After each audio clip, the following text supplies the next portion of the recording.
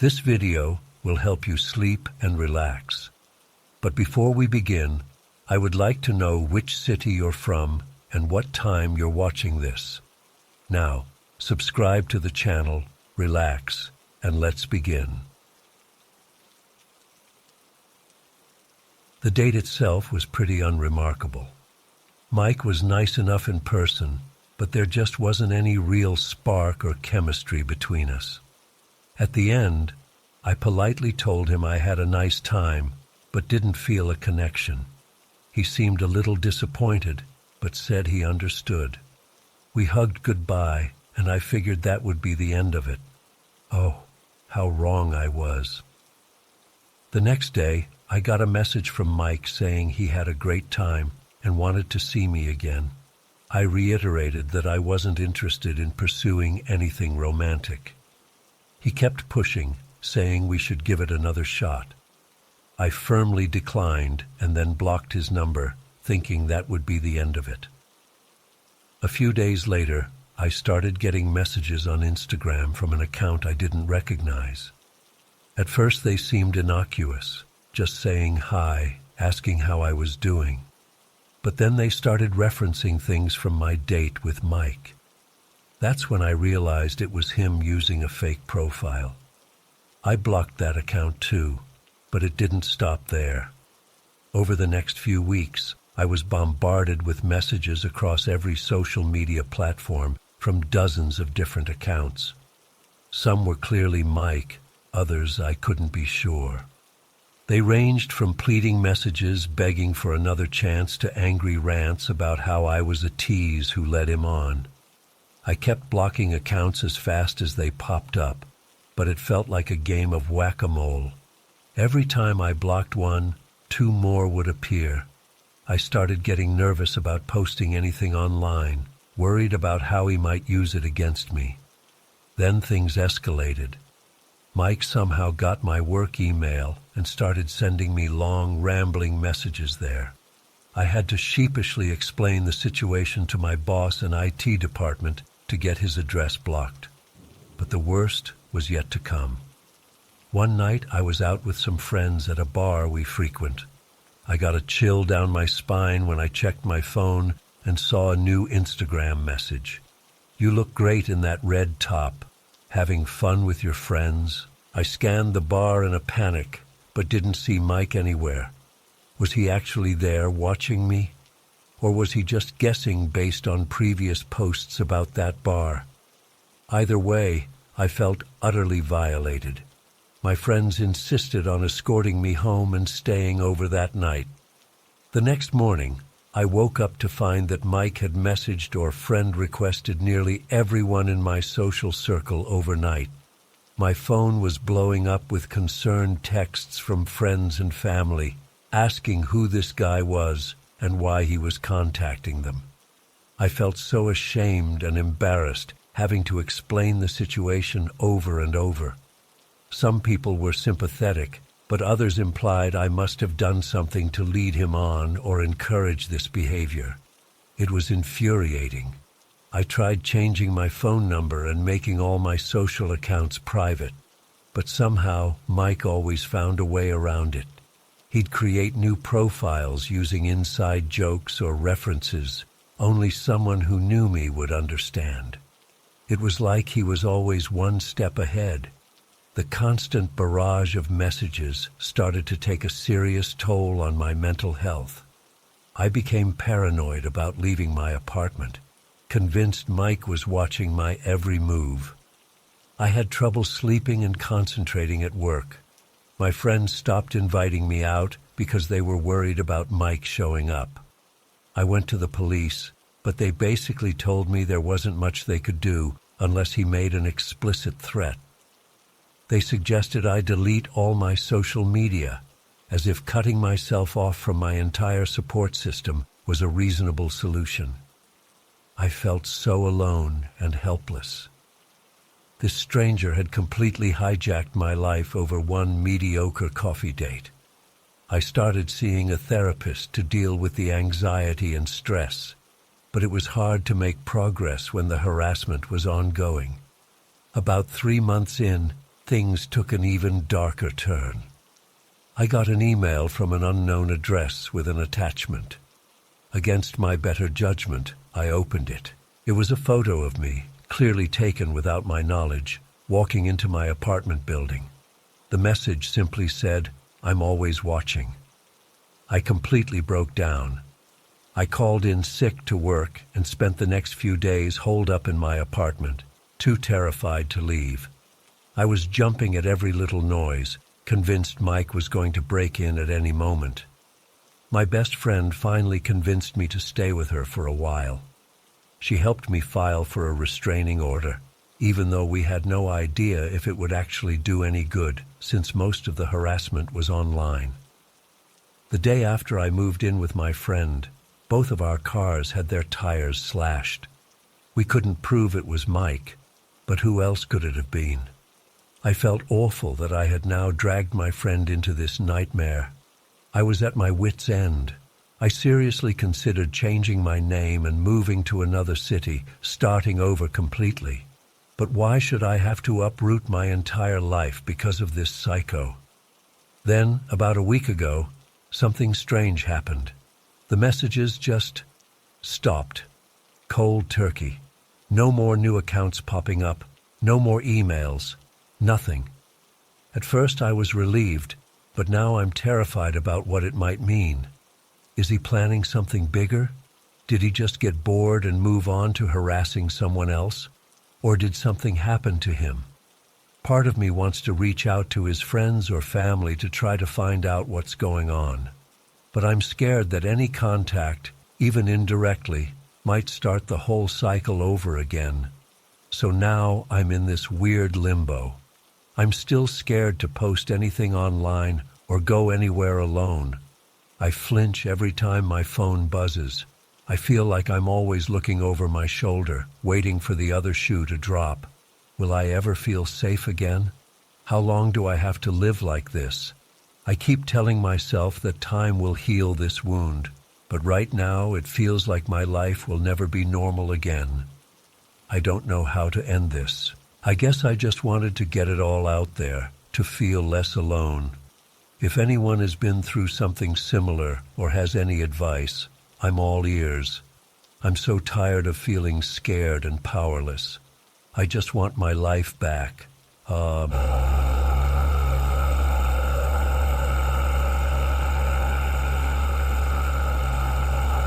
I had just moved to a new city for work and was trying to meet some people. So I decided to check out this popular bar downtown on a Friday night. The place was packed when I arrived around 9 p.m. I managed to squeeze my way to the bar and order a drink, then found a spot along the wall where I could people watch. After about an hour, I noticed this big guy in a black t-shirt that said "Security" eyeing me from across the room. He was bald with tattoos covering his arms, probably in his 40s. At first I didn't think much of it. Figured he was just doing his job, scanning the crowd. But then I realized he kept looking directly at me, even as he moved around the bar. It started to make me uncomfortable, so I decided to head to the restroom just to get away for a minute. As I was walking back out, the security guy suddenly appeared in front of me, blocking my path. "Hey there," he said with a grin that didn't reach his eyes. "I'm Ron. Haven't seen you here before." I gave an awkward laugh and tried to step around him. "Oh, yeah, it's my first time here. Just moved to town recently." He shifted to stay in front of me. "Is that right? Well, welcome.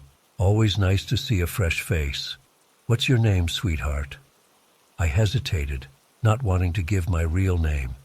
"It's Amy," I lied. "Amy," he repeated slowly. "Pretty name for a pretty girl. So, Amy, you here all alone tonight?"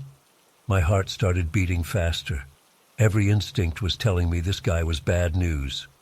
"No, actually I'm meeting some friends," I said, glancing around as if looking for them. "They should be here any minute." Ron chuckled. Now, no need to fib. I've been watching you all night, remember? I know you came in alone." A chill ran down my spine. I needed to get away from this creep, but he was huge and blocking the only way back to the main bar area.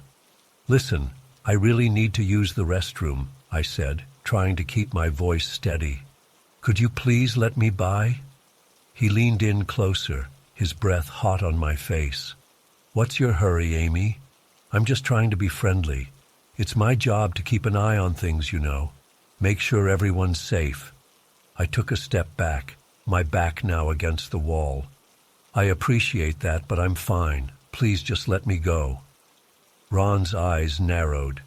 "You seem nervous. I'm not making you nervous, am I, Amy?" He placed one hand on the wall next to my head, effectively trapping me. "Because that would hurt my feelings. I'm a nice guy, I promise." My mouth went dry. I glanced around desperately, but the hallway was empty. The pounding music from the bar seemed far away. "You know," Ron continued, his voice dropping lower, "I've always been fascinated by serial killers, the way they think, how they choose their victims. It's like a game of cat and mouse." I felt like I couldn't breathe. Was this really happening? He leaned in even closer, his lips almost touching my ear. "Want to know a secret, Amy? I could make you disappear so easily. No one would ever know what happened to you. Isn't that wild to think about?" Tears pricked my eyes. I opened my mouth to scream, but no sound came out. Suddenly, a door opened further down the hall, and a group of laughing girls stumbled out of the restroom. Ron immediately stepped back, his demeanor changing in an instant. "Have a good night now, Amy," he said with a wink before walking away. I stood there shaking for a moment before rushing back into the crowded bar area. I grabbed my purse and practically ran out the front door, not stopping until I was several blocks away. For weeks after, I was constantly looking over my shoulder, terrified I'd see Ron following me. I couldn't sleep, couldn't concentrate at work. I kept replaying his words in my head. "I could make you disappear." The casual way he said it, like he'd done it before. I thought about reporting the incident, but I had no proof. It would be my word against his, and he worked there. Plus, he knew I was new in town and alone. What if he retaliated? I ended up moving to a different apartment across town, just in case he somehow found out where I lived. I've never gone back to that bar, or any bar in that area. Sometimes I still have nightmares about Ron's cold eyes and that predatory grin. The scariest part is not knowing if he was just trying to scare me, or if he really was capable of making someone disappear. How many other women has he cornered like that? Are there others out there who weren't as lucky as me? I don't know if I'll ever feel completely safe in this city again. That brief encounter changed me in ways I'm still trying to understand. I'm sharing this as a warning to others. Trust your instincts, be aware of your surroundings, and never assume someone is safe just because they're in a position of authority. I often wonder what would have happened if those girls hadn't come out of the bathroom when they did. Would Ron have actually hurt me? Or was it all just some sick game to him? I'll never know for sure, and that uncertainty haunts me. Sometimes I think I see him when I'm out, a glimpse of a bald head in a crowd, or a large man in a black shirt. My heart races and I feel that same paralyzing fear all over again. Even though I know it's probably not him, I can't help but panic. I've tried therapy, but it's hard to explain the lingering effects of an encounter that was over in minutes. How do you move past something like that when there was no physical assault, just the very real threat of violence? I've become hyper-vigilant, always on edge in public spaces. I carry pepper spray now and took a self-defense class, but I'm not sure it would have helped in that situation. Ron was so much bigger than me, and he had me cornered. The rational part of my brain knows that most people aren't dangerous, that what happened to me was rare. But emotionally, I can't shake the feeling that there are predators everywhere, hiding in plain sight. I've thought about reaching out to that bar to warn them about Ron. But what if he still works there? What if he somehow found out it was me who complained? The fear of retaliation keeps me silent. Sometimes I wonder if I'm overreacting, if maybe I misinterpreted the whole thing. But then I remember the look in his eyes, the way he smiled when talking about making me disappear. There was something truly evil there. I'm sharing this story now in hopes that it might help someone else avoid a similar situation. Trust your gut, always be aware of your surroundings, and have an exit strategy. Don't be afraid to make a scene if you feel threatened. To this day, I don't know if Ron was just trying to scare me or if he had actual intentions of harming me. That uncertainty is what keeps me up at night. Was I almost a victim of something horrible or just the target of a twisted mind game? I may never have answers, but I know one thing for certain. I'll never forget Ron's face or the terror I felt in those moments.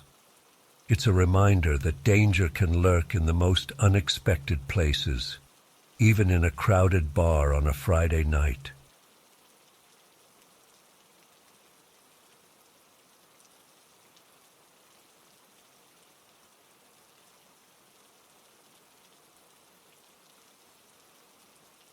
I still can't believe what happened to me last week. It's been days, but I can't shake this feeling of dread that's settled in my gut. I keep replaying that encounter over and over in my mind, trying to make sense of it all. It was just another ordinary Tuesday. I was grabbing lunch at my usual spot, this little diner in Trenton Delvia called Rosie's. I've been going there for years. They make the best tuna melts in town. I was sitting at the counter, sipping my coffee and waiting for my sandwich, when I felt this presence behind me. The hairs on the back of my neck stood up. Before I could turn around, a hand clamped down on my shoulder, hard. "Well, well, if it ain't little Jimmy," a gravelly voice said. I froze. That voice. It was familiar somehow, but I couldn't place it. Ever since my stroke last year, my memory's been spotty. Faces and names from the past sometimes slip away from me, but this voice sent a chill down my spine. I turned slowly and found myself face to face with a hulking man, probably in his late 40s like me, but built like a linebacker. He had cold, dark eyes and a nasty scar running down one side of his face. Something about him struck me as familiar, but I couldn't put my finger on it. Do I know you?" I stammered. The man's grip on my shoulder tightened painfully. "You don't remember me, Jimmy boy? I'm hurt," he said with a sneer. "It's me, Greg Kowinski. We go way back." Greg Kowinski. The name hit me like a punch to the gut. Flashes of memory started coming back. A schoolyard, snow everywhere, the feeling of terror. I'm sorry, I had a stroke last year. My memory isn't great," I mumbled, trying to pull away. But Greg's grip was like iron. He leaned in close, his breath hot on my face. "A stroke, huh? That's too bad, but I bet you remember enough. You remember what you did to me, don't you, Jimmy?" I shook my head, panic rising in my chest. No, I'm sorry, I don't." Greg's eyes flashed with rage. "Don't play dumb with me, you little shit. You ruined my life, got me kicked out of school. I spent years in prison because of you." Prison? What the hell was he talking about? I racked my brain, trying desperately to remember. There was something about Greg from school, something bad, but it was all so hazy. "Look, I'm sorry, but I really don't know what you're talking about," I said, my voice shaking. "Maybe you have me confused with someone else?" Greg laughed, a harsh, ugly sound. "Oh no, I'd never forget your face. You haven't changed much, Jimmy. Still the same scared little pussy you always were." He finally released my shoulder, and I nearly fell off my stool. My heart was racing. I looked around desperately, hoping someone would intervene, but the diner had emptied out. It was just me, Greg, and the waitress who was pointedly ignoring us from behind the counter. Greg leaned against the counter, looming over me. You know, I've thought about this moment for years. What I'd do when I finally found you again. All those long nights in my cell, I'd lie awake imagining all the ways I could make you suffer. I felt sick to my stomach. What the hell had happened between us? Why couldn't I remember? Please, I whispered. I don't want any trouble. I honestly don't remember. Shut up, Greg snarled. He grabbed my coffee mug and hurled it against the wall. It shattered, splattering coffee everywhere. I flinched violently. 25 years, Jimmy. That's how long I rotted in that hellhole because of you. And now you have the balls to sit here and tell me you don't remember. Tears were forming in my eyes. I felt pathetic, but I was terrified. I'm sorry, I choked out. I had a stroke, I swear. There are gaps in my memory. Please, just tell me what happened. Greg's face twisted into an ugly smirk. Oh, you want me to remind you? Fine. Let's take a little trip down memory lane. He pulled up a stool and sat down next to me, still blocking my escape. I considered making a run for it, but something told me that would only make things worse. It was winter, 1989. You remember how cold it was that year? Snow piled up everywhere. And there you were, little Jimmy Peterson, with your fancy new snow boots. I bet Mommy and Daddy bought those for you, didn't they? A hazy image formed in my mind, gleaming white boots, soft and warm. I nodded slowly. Greg's eyes narrowed. Yeah, I bet you loved those boots.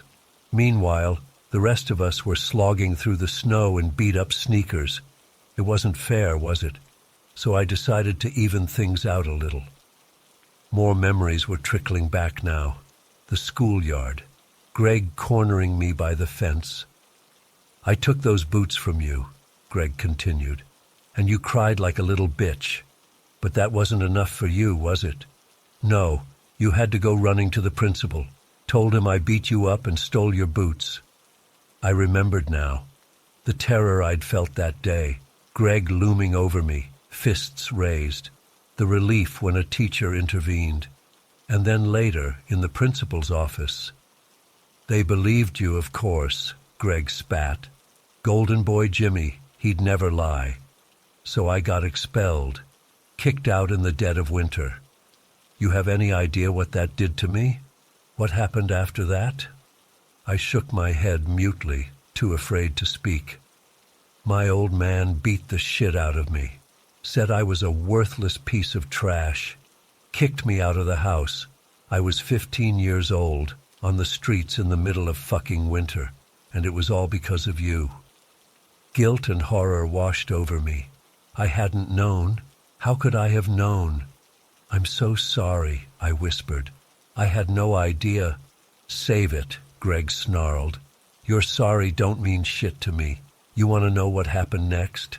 I fell in with some bad people, started dealing drugs to survive, got busted a few times, did some time in juvie. But I was angry, Jimmy, so fucking angry. And I took it out on everyone around me. He leaned in closer, his voice dropping to a menacing whisper. You ever wonder why I was in prison for 25 years? It wasn't just for dealing. Nah, I graduated to the big leagues. Assault, armed robbery, and rape, Jimmy. I raped 3 women, and it's all because of you. I felt like I was going to be sick. This couldn't be real. This had to be some kind of nightmare. No, I choked out. That's not my fault. You made those choices. Greg's hand shot out, grabbing me by the throat. Don't you dare, he hissed. Don't you fucking dare try to absolve yourself. You set me on this path. You ruined my life over a pair of fucking snow boots. He released me, and I gasped for air, coughing and sputtering. Tears were streaming down my face now. "What do you want from me?" I managed to croak out. Greg stood up slowly, towering over me. "What do I want? I want justice, Jimmy. I want you to suffer like I suffered. I want you to wake up every day wondering if today's the day I come for you. I want you to live in fear, always looking over your shoulder." He leaned down, his face inches from mine. "I'm out now, Jimmy, and I've got nothing left to lose, so you better watch your back, because one of these days, when you least expect it, I'll be there, and I'll make you pay for every miserable day I spent behind bars." With that, he straightened up and walked out of the diner. I sat there, shaking uncontrollably, for what felt like hours. The waitress finally came over and asked if I was okay. I managed to nod, paid my bill, and stumbled out into the street. It's been a week now, and I still can't shake the fear. I've barely slept. Every creak in the night makes me jump. I keep seeing Greg's face, hearing his threats. I don't know what to do. Should I go to the police? But what would I tell them? That a man I got expelled 30 years ago is mad at me? That he made vague threats? I feel like I'm losing my mind. Part of me wonders if it even really happened. But then I look in the mirror and see the bruises on my shoulder and neck, and I know it was real. I don't know how to live like this, constantly looking over my shoulder, wondering when or if Greg will make good on his threats. I've thought about moving, starting over somewhere new, but would that even help? He found me once. He could find me again. The worst part is the guilt. I know, logically, that I'm not responsible for the choices Greg made, but I can't help feeling like if I had just kept my mouth shut about those damn boots, none of this would have happened. How many lives were ruined because of one stupid incident when we were kids? I don't know what to do. I don't know how to make this right. All I know is that I'm terrified, and I don't think I'll ever feel safe again. Greg Kowinski is out there somewhere, and he blames me for everything bad that's happened in his life. And now he wants revenge. God help me. I don't know how this is going to end, but I'm afraid it won't be good. If anyone has any advice, please, I'm begging you, help me. I don't know how much longer I can live like this.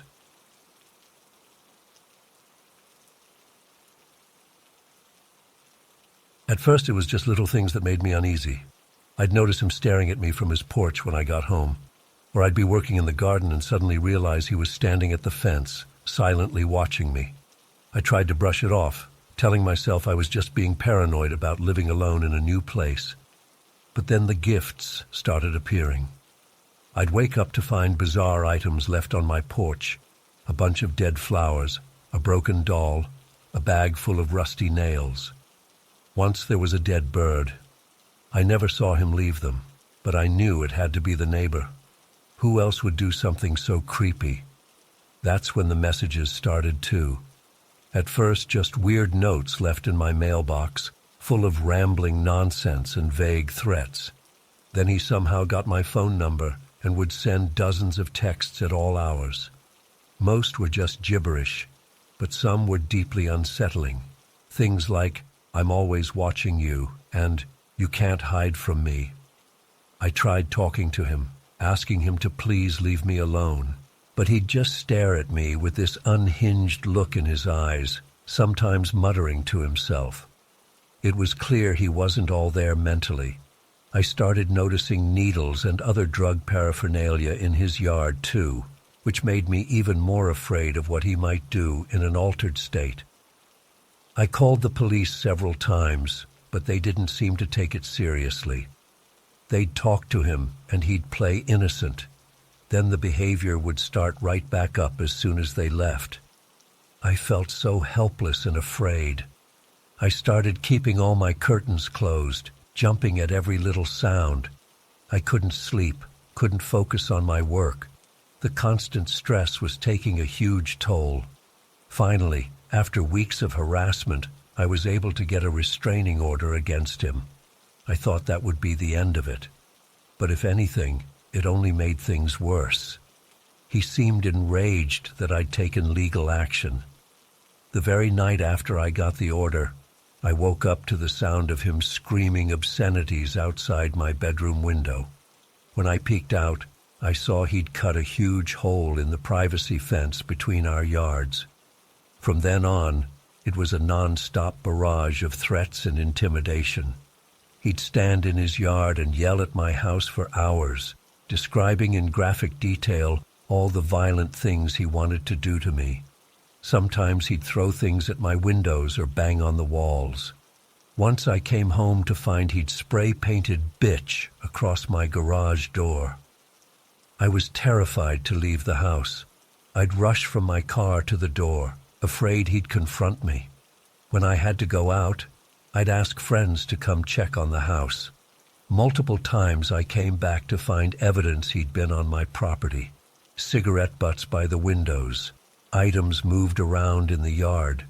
It felt like he was always watching, always finding new ways to torment me. I kept calling the police, but they said there wasn't much they could do unless they caught him in the act of violating the order.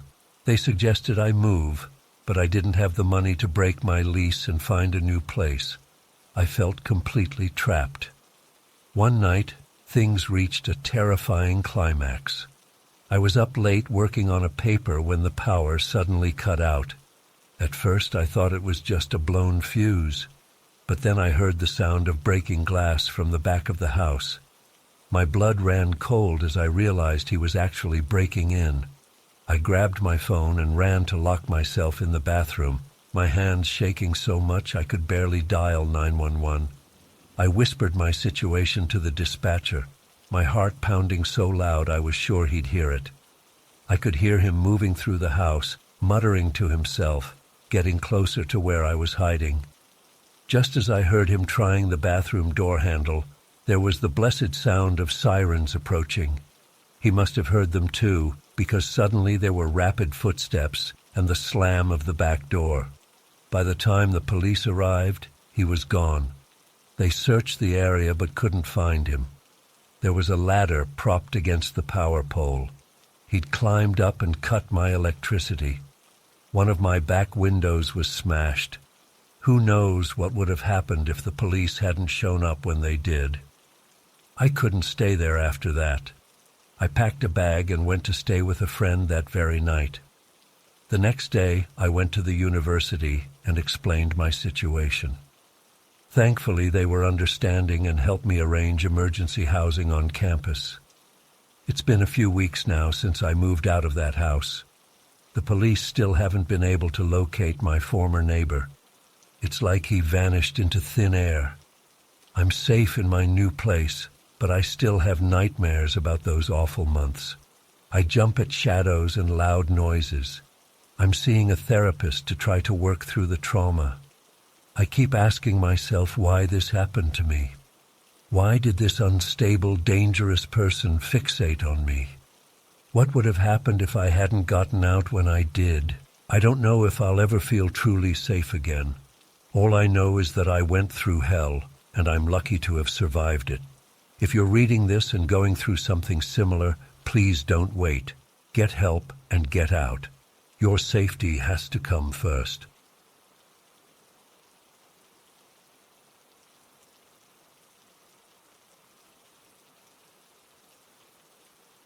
I still remember that day like it was yesterday. The sun was beating down on the cracked sidewalk as I made my way through the narrow streets near the shopping center. It was a typical hot afternoon in our predominantly Hispanic neighborhood, but something felt off from the moment I stepped out of the air-conditioned mall. I had just turned 18 a few weeks ago and was feeling pretty grown up, out shopping on my own. But as I walked down that quiet side street, away from the bustling main road, a chill ran down my spine despite the sweltering heat. The hairs on the back of my neck stood up, and I had the distinct feeling of being watched. Glancing over my shoulder, I noticed two men who seemed out of place. One was younger, maybe in his mid-20s, with bleached blonde hair that stood out in stark contrast to the darker features of most people around here. The other was older, probably in his 50s, with graying hair and a weathered face. They were both white, which wasn't super common in this area. I picked up my pace a little, clutching my shopping bags closer. The sound of my sandals slapping against the pavement seemed too loud in the quiet street. As I neared the entrance to an underground parking garage, the younger guy suddenly appeared right in front of me, cutting off my path. "Hey there, beautiful," he said with a smile that didn't reach his eyes. "Where are you headed in such a hurry?" My heart started racing. How had he gotten in front of me so fast? I tried to step around him, but he shifted to block my way again. "Excuse me," I mumbled, avoiding eye contact. "I need to get home." He reached out and grabbed my arm. "Oh, come on now, don't be like that. I just want to talk." I jerked my arm away, fear turning to anger. "Don't touch me," I snapped, louder than I meant to.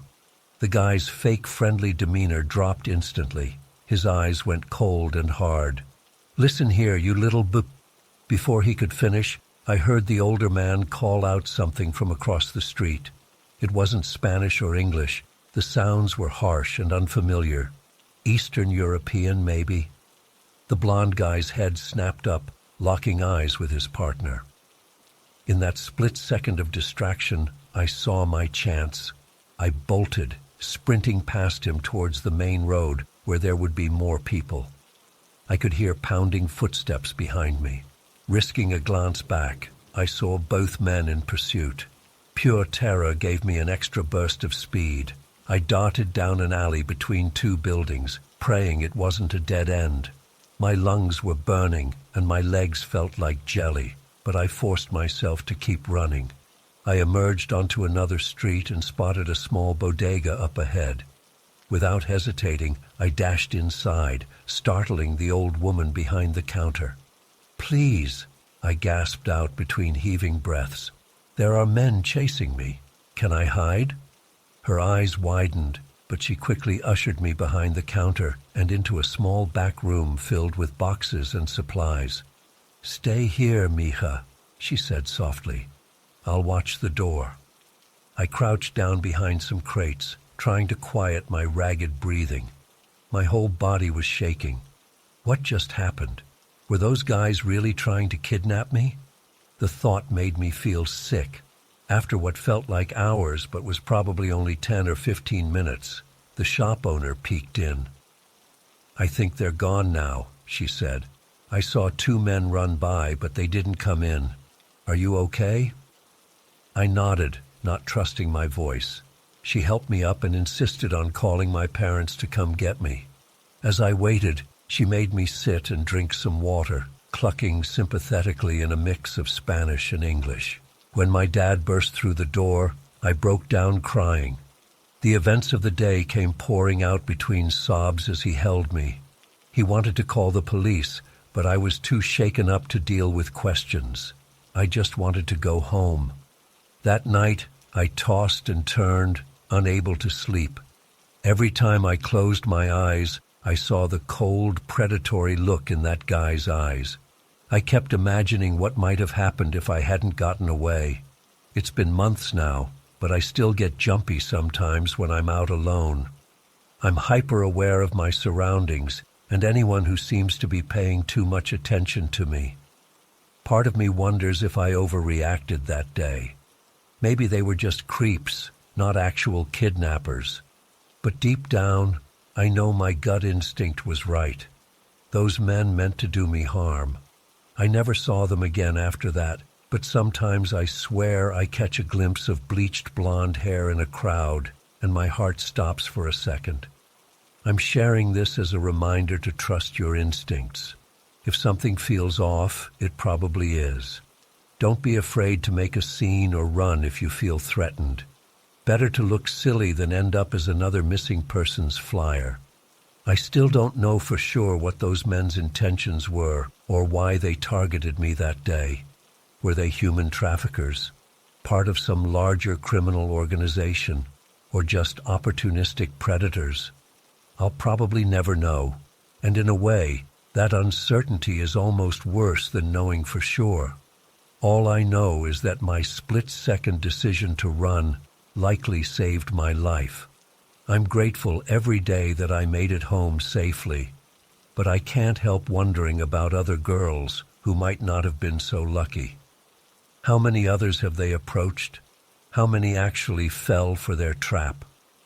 I reported what happened to the police eventually, but without much to go on besides vague descriptions, I doubt anything ever came of it. Sometimes I still find myself scanning faces in crowds, half expecting to see them again. It's like this lingering shadow that I can't quite shake. I'm more cautious now, always aware of my surroundings. I carry pepper spray and took a self-defense class. But there's a part of me that will always be that terrified 18-year-old girl, running for her life down a sun-baked street in the middle of the afternoon. If there's one thing I've learned from this experience, it's that danger can find you anywhere, even in broad daylight in a familiar neighborhood. Those men didn't look obviously threatening at first glance. They could have been anybody. That's what makes it so scary. You never know who might be waiting to take advantage of a vulnerable moment. I'm sharing this story not to scare anyone, but to remind people to stay vigilant. Trust that little voice in your head when it tells you something isn't right. Don't worry about being polite or making a scene if you feel unsafe. Your safety is more important than someone else's comfort or feelings. And to any other survivors out there who've been through something similar, you're not alone. It wasn't your fault. It's okay to still be scared or angry or confused. Healing takes time, and some days are harder than others. But we're still here.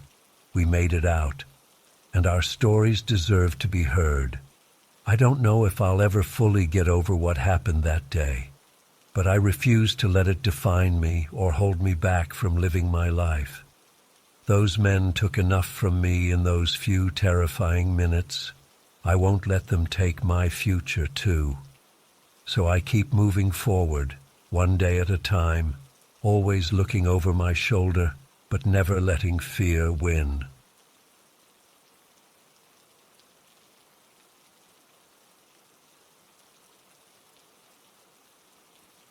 I was just trying to be a good mom, you know. It was one of those scorching summer days where the air feels thick and heavy, and my little girl Emma was squirming in her car seat, desperately needing to use the potty. We were parked outside this big office complex where my husband works. I had picked him up for lunch, and we were about to head home. I hopped out of the driver's seat, grabbed Emma's little portable potty from the trunk, and set her up right there in the parking lot between our car and the next one over. I figured it would be quick and no one would notice.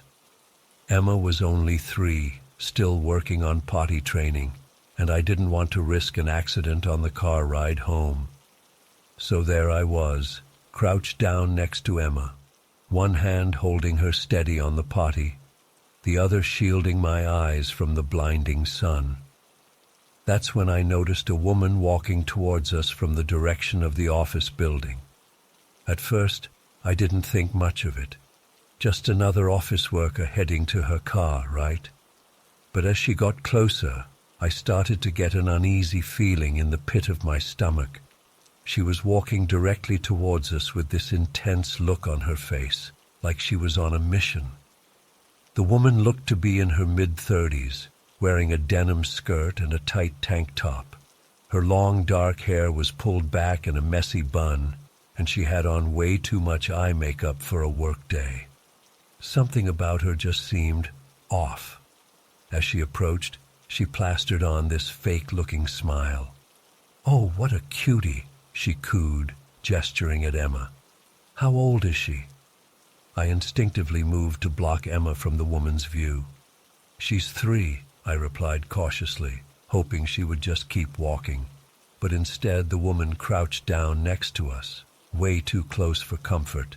I could smell her cloying perfume and see a bead of sweat trickling down her heavily foundation-caked face. "Ah, such a big girl using the potty," she said in a sickeningly sweet voice. Then she turned to me with a conspiratorial wink. "Us moms have to stick together, right? It's so hard sometimes." I nodded awkwardly, desperately willing Emma to finish up so we could get out of there. But the woman just kept talking. "Say, I don't suppose you're heading towards the east side of town? My car broke down and I really need a ride home." She batted her mascara-caked eyelashes at me. "I'd be happy to chip in for gas." Alarm bells were blaring in my head. This whole situation felt so wrong. Why would an office worker's car randomly break down in the middle of a workday? And who asks a total stranger for a ride while their toddler is using a potty in a parking lot? I stammered out some excuse about how we were actually heading in the opposite direction. The woman's face fell for a split second before that fake smile was back in place. "Oh, that's too bad," she said with exaggerated disappointment. "Well, maybe your husband could give me a ride then?" She gestured towards our car. Ice flooded my veins. I hadn't mentioned anything about my husband. How did she know he was with us? That's when I heard the car door open behind me. "Everything okay out here, hon?" my husband called as he stepped out of the passenger side. The change in the woman's demeanor was instant and chilling. Her entire body tensed up like a coiled spring.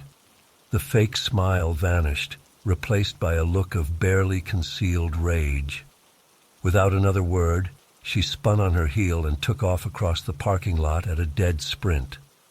I scooped up Emma, portable potty and all, and practically threw her into the back seat. My hands were shaking so badly I could barely buckle her in. "What the hell was that about?" my husband asked, looking bewildered. I quickly filled him in on the woman's bizarre behavior as I peeled out of the parking lot.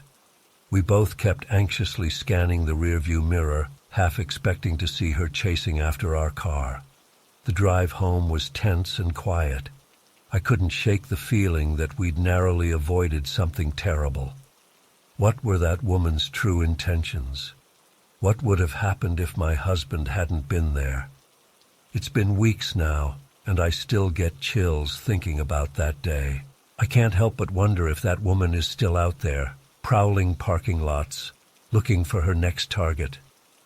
I've replayed the encounter in my mind 1,000 times, analyzing every word and gesture for clues I might have missed. Was she trying to kidnap Emma? Rob us? Worse? I'll probably never know for sure. But one thing's certain, I'll never let my guard down like that again, even for a moment. You just never know what kind of predators are out there, waiting for an opportunity.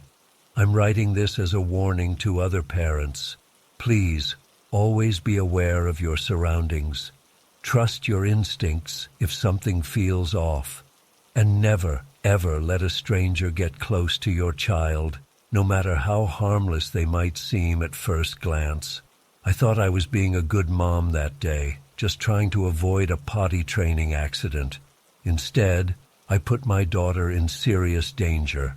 It's a mistake I'll regret for the rest of my life. Stay safe out there, fellow parents. The world can be a scary place.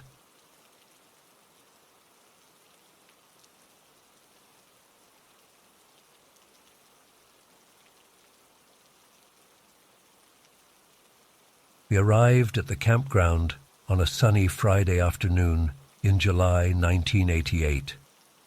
I remember being so excited as we set up our tent and explored the area. The mountains were breathtaking, with towering evergreens and babbling streams. Jessica and I couldn't wait to go hiking and make s'mores by the campfire. That first evening was perfect. We roasted hot dogs and marshmallows, told silly stories, and fell asleep to the peaceful sounds of nature. But when I woke up in the middle of the night to use the bathroom, I noticed Amber acting strangely. She was standing at attention near the tent entrance, her ears perked up and a low growl rumbling in her throat. I tried to quiet her down, not wanting to wake everyone up, but she wouldn't budge. I peeked out of the tent but didn't see anything in the darkness. Eventually Amber settled down and I went back to sleep, but I had an uneasy feeling. The next morning, we set out on a day hike to a nearby waterfall. As we walked along the trail, I couldn't shake the sense that we were being watched. I kept glancing over my shoulder, but never saw anyone. Amber seemed on high alert too, constantly sniffing the air and looking into the woods. My dad noticed and asked if I was okay, but I didn't want to worry anyone, so I just said I was tired. We stopped for lunch at a scenic overlook. As we were eating our sandwiches, I spotted movement out of the corner of my eye. I turned and saw a man standing at the edge of the clearing, partially hidden behind a tree. He was tall and thin, wearing a dark suit that seemed really out of place for hiking. When he realized I had seen him, he stepped back into the shadows and disappeared. My heart was pounding as I tugged on my mom's sleeve and pointed, but by the time she looked, he was gone. I tried to explain what I had seen, but my parents seemed skeptical. They said I was probably just imagining things because of all the ghost stories we had told the night before. Jessica believed me, though, and we both kept our eyes peeled as we continued hiking. That afternoon, things got even weirder. We were taking photos by the waterfall when Jessica suddenly grabbed my arm and whispered, "Look." On the other side of the falls, partially obscured by the mist, was the man in the suit again. He was just standing there, staring right at us. Amber started barking like crazy, which finally got my parents' attention. But in the few seconds it took them to turn around, the man had vanished again. This time my parents were visibly shaken. My dad hiked over to where we had seen the man, but there was no sign of him. How could someone in dress shoes have gotten away so quickly on the slippery rocks? We decided to cut our hike short and head back to the campsite. The whole way back, I felt like we were being followed. Amber kept growling and looking behind us. Jessica and I clung to each other, jumping at every snapping twig or rustle in the bushes. When we finally made it back to our tent, we were all on edge. My parents tried to play it cool for our sake, but I could tell they were worried too. That night, none of us slept well. Every sound made me jolt awake in fear. Around 2 a.m., Amber started barking furiously. We all scrambled out of our sleeping bags to see what was wrong. In the beam of my dad's flashlight, we saw a dark figure dart between the trees at the edge of our campsite. My mom screamed and my dad yelled for whoever it was to show themselves, but there was no response. We were all too scared to go back to sleep after that. We huddled in the tent, waiting for the sun to come up. As soon as it was light out, my parents decided we needed to leave. We quickly packed up our gear and headed for the car. But our ordeal wasn't over yet. As we approached the parking lot, we saw two men standing near our car. One was the man in the suit from before. The other was shorter and stockier, wearing dark clothes and a baseball cap pulled low over his eyes. They were between us and the car, effectively blocking our escape route. My dad pushed me, Jessica, and my mom behind him and told us to stay back. He approached the men cautiously, asking what they wanted. The man in the suit smiled coldly and said something about how lovely it was to see families enjoying nature. But there was a menacing undertone to his words that made my skin crawl. Amber was going absolutely crazy, barking and snarling at the men. The shorter guy kept eyeing me and Jessica in a way that made me want to throw up. He took a step towards us, and my mom screamed, "Stay back!" Just then, seemingly out of nowhere, a park ranger's truck came rumbling up the road. The two men exchanged a look and quickly walked away, disappearing into the trees. We ran to the ranger, all of us talking at once as we tried to explain what had happened. He radioed for backup and took our statements, but by the time other rangers arrived to search the area, the men were long gone. We drove straight home that day, abandoning the rest of our camping trip. My parents took us to the beach instead, trying to salvage what was left of our vacation. But I couldn't relax or enjoy myself.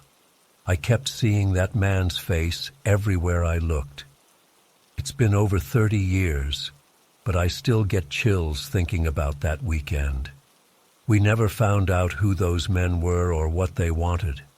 Sometimes I wonder if I imagined the whole thing, if maybe it was just an overactive child's imagination running wild. But then I remember the fear in my parents' eyes, the way Amber reacted, and I know it was real.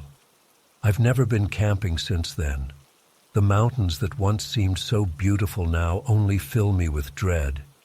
I still have nightmares sometimes about being chased through dark forests by faceless men in suits. I don't know what would have happened if that ranger hadn't shown up when he did. All I know is that something evil was lurking in those woods, and we were lucky to escape.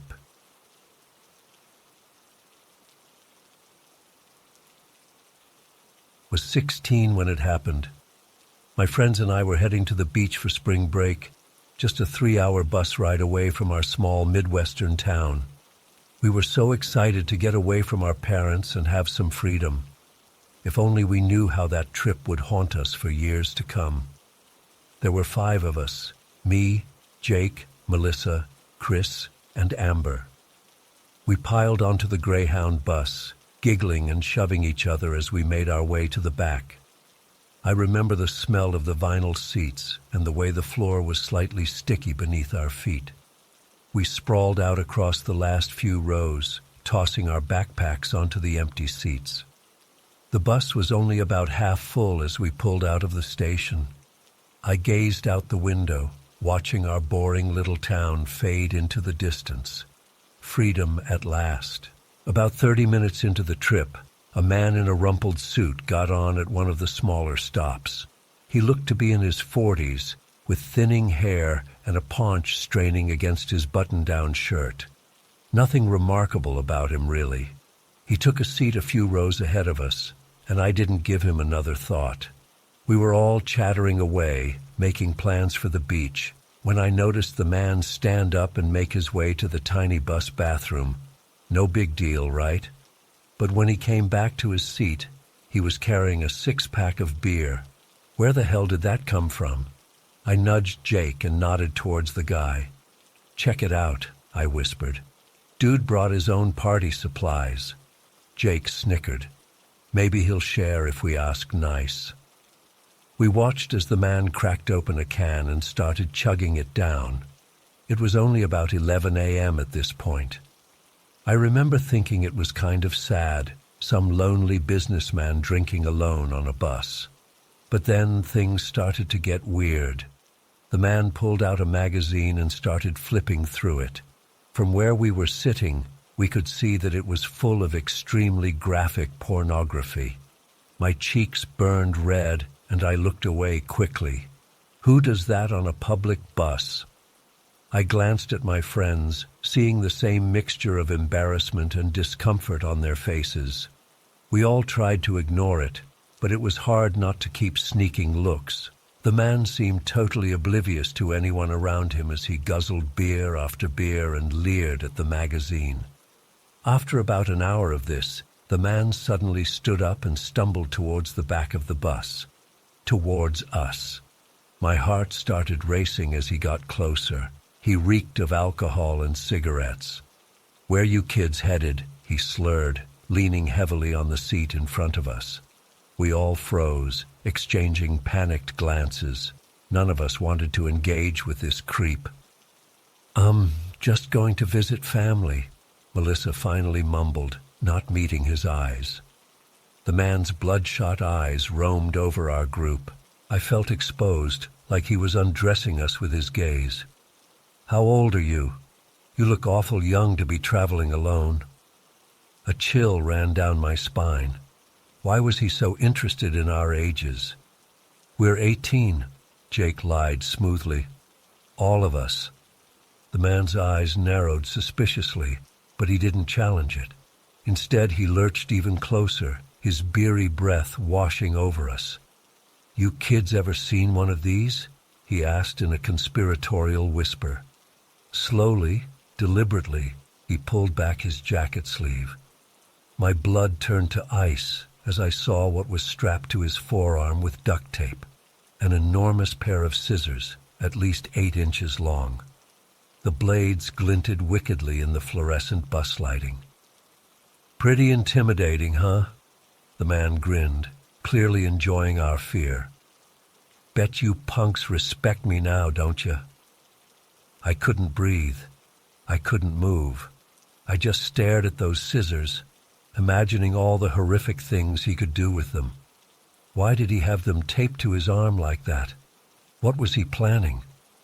The silence stretched on for what felt like hours, though it was probably only seconds. Finally, Chris managed to stammer out, "Yeah, man, totally. We respect you." The man nodded, seemingly satisfied. He stumbled back to his seat without another word, leaving us shaken and terrified. For the rest of the trip, we huddled together, barely speaking above a whisper. We were afraid to draw his attention again. I kept imagining those scissors slicing through flesh, and I thought I was going to be sick. When we finally reached our stop, we practically ran off the bus. I've never been so relieved in my life. We went straight to the police station to report what happened, but they basically brushed us off. Said there wasn't much they could do since he hadn't actually threatened us directly. That trip to the beach was ruined. We were jumpy and paranoid the whole time, convinced the scissor man was going to show up again. He never did, but the fear lingered. It's been 10 years now, and I still think about that day on the bus. What if we hadn't gotten off when we did? What was that man planning to do? The possibilities still keep me up at night sometimes. I'm more cautious now when I travel. I'm always aware of my surroundings, always on guard. Maybe I'm paranoid, but after an experience like that, can you blame me? Sometimes I wonder if I imagined the whole thing. It seems so surreal looking back. But then I talk to my old friends, and I know it really happened. We all remember those scissors glinting in the light, the wild look in that man's eyes. I hope he never hurt anyone. I hope those scissors were just for show, a sick way to scare people. But deep down, I'm afraid that's not the case. Someone that unstable, that menacing. I shudder to think what he might have done. I still take the bus sometimes, when I have to. But I always sit near the front now, close to the driver. And I'm always watching, always on edge, waiting for the moment when an ordinary trip turns into a nightmare. That day changed me. It opened my eyes to the darkness that can lurk beneath the surface of everyday life. It taught me that danger can come from the most unexpected places. So if you're reading this, be careful out there. Trust your instincts. And if you ever see a man on a bus with scissors strapped to his arm, get off at the next stop and don't look back.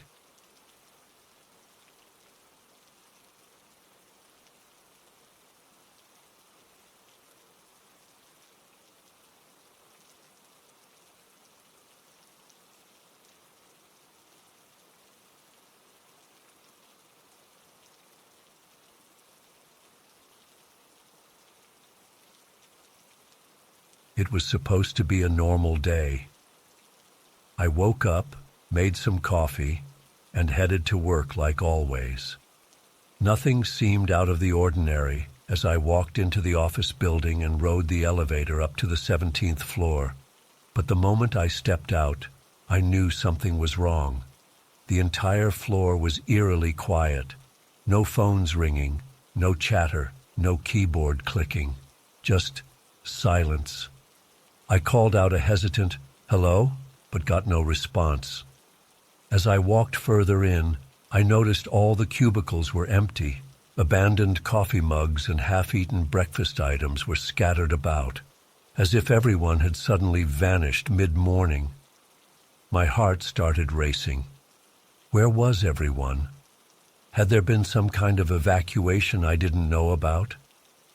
I pulled out my phone to check for any missed messages or alerts, but there was nothing.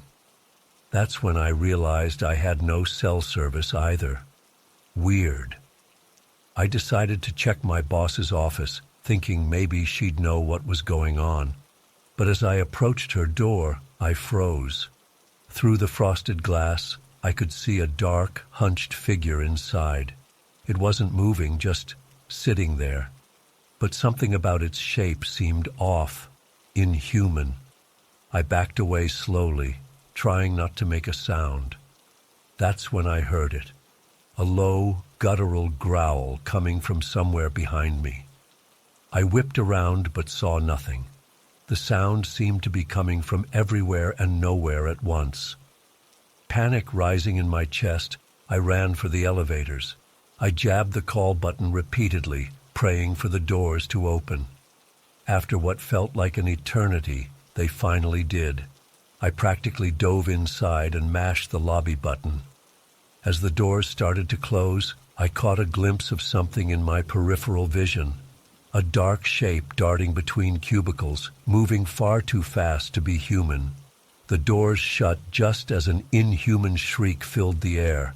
My hands were shaking so badly, I could barely hit the emergency call button.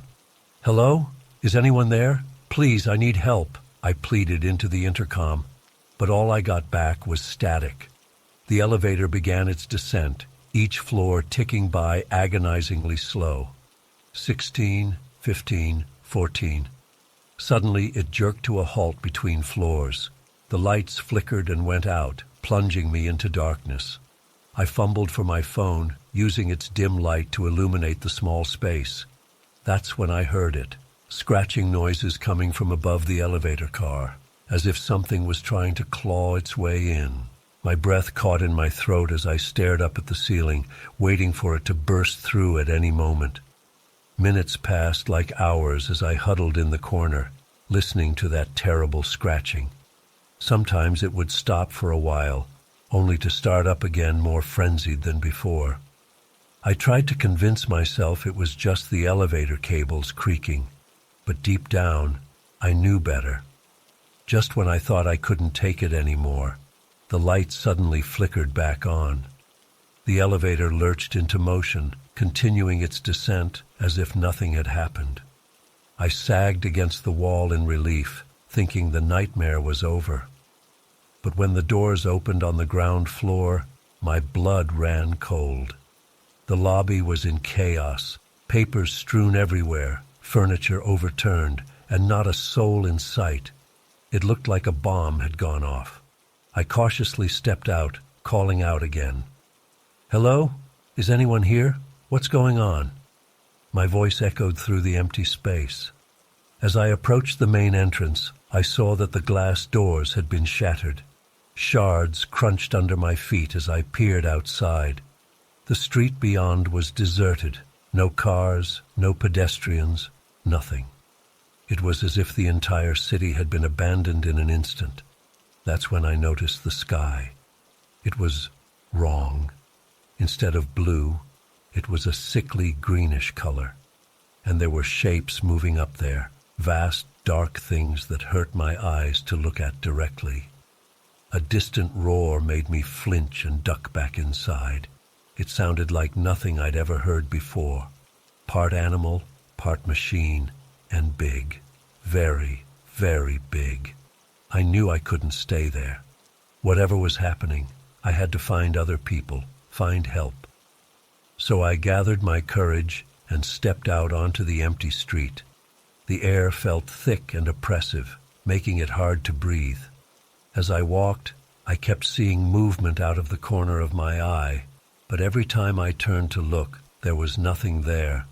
Just empty buildings and abandoned cars. I tried to make my way towards the police station, figuring that would be my best bet for finding help or at least some answers. But the streets seemed to shift and change as I walked. Landmarks I knew well were in the wrong places, or missing entirely. It was as if the entire city had been jumbled up and rearranged. After what felt like hours of walking, I realized I was completely lost. None of this looked familiar anymore. The buildings around me were twisted, impossible shapes that hurt my head to look at for too long. And always that sense of being watched. I ducked into an alleyway to catch my breath and try to get my bearings. That's when I saw it. A flicker of movement at the far end. A human shape. "Hey!" I called out, hope surging through me. "Over here! I need help!" The figure turned, and I felt the blood drain from my face. It looked human, but wrong. Its proportions were off, limbs too long and bent at unnatural angles. And its face, oh God, its face. Where features should have been, there was just smooth, blank skin. I stumbled backwards as it started moving towards me, its gait jerky and uneven. A sound came from it. Not quite a voice, but a high-pitched keening that set my teeth on edge. I ran. I ran harder than I've ever run in my life, not daring to look back. I could hear it behind me, that awful keening growing louder. My lungs were on fire, legs trembling, but pure terror kept me going. I don't know how long I ran for. Everything blurred together in a nightmarish haze. At some point I realized I couldn't hear it chasing me anymore. But I didn't stop. I couldn't stop. Finally, my body gave out. I collapsed onto the pavement, gasping for air. As I lay there, I became aware of a low humming sound all around me. It was coming from the ground itself, vibrating up through my body. With effort, I pushed myself up to look around. And that's when I saw them.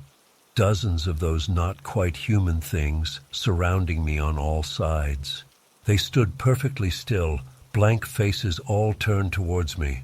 I wanted to scream, to run, to do something, but my body wouldn't respond. I was frozen in place, helpless.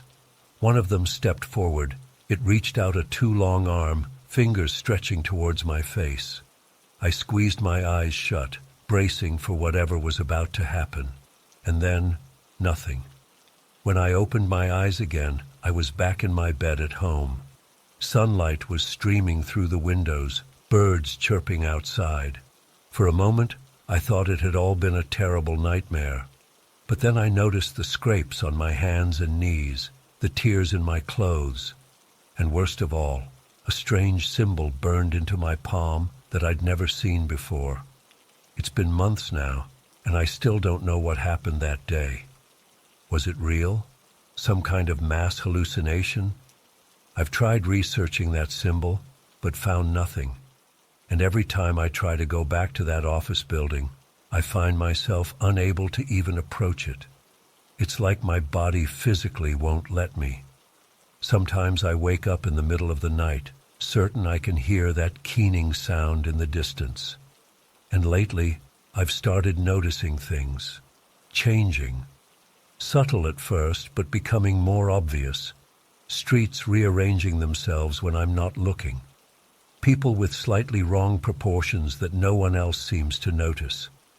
I don't know what's happening to me or to the world around me, but I know it's not over.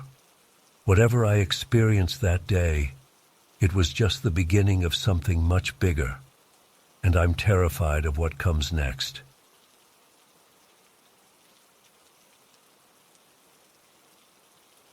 Still can't believe this happened to me. It's been months, but I'm still shaken up about it. I guess I should start from the beginning.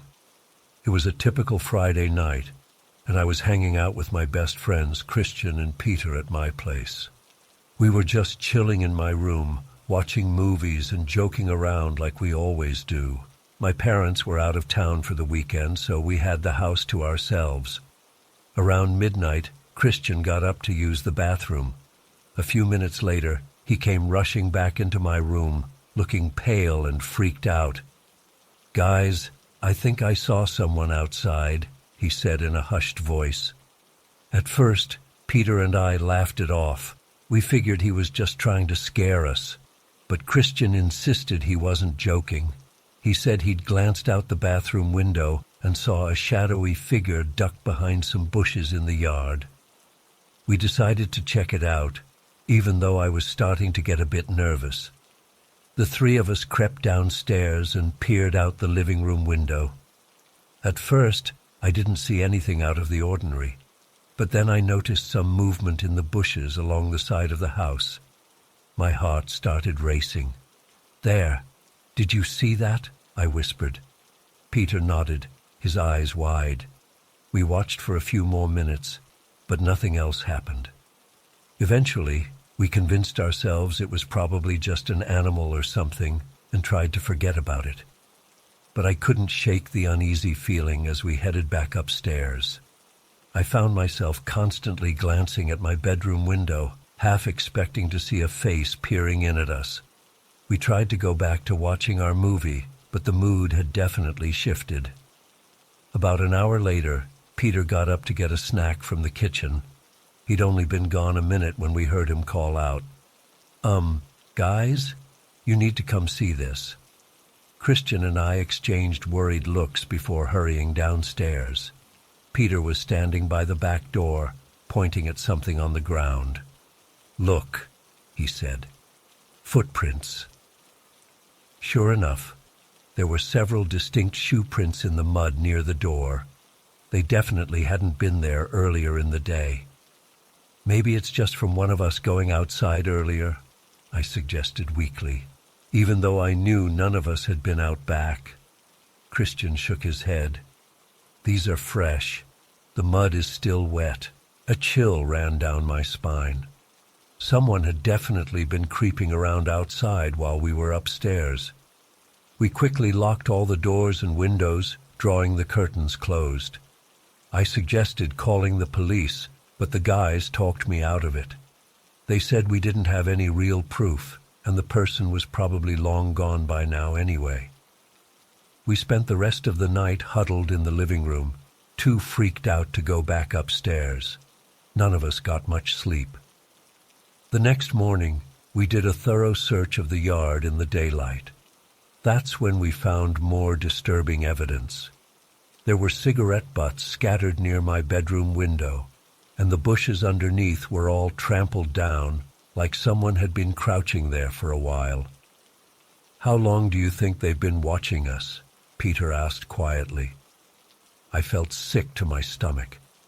The thought of some creep spying on us, on me, was horrifying.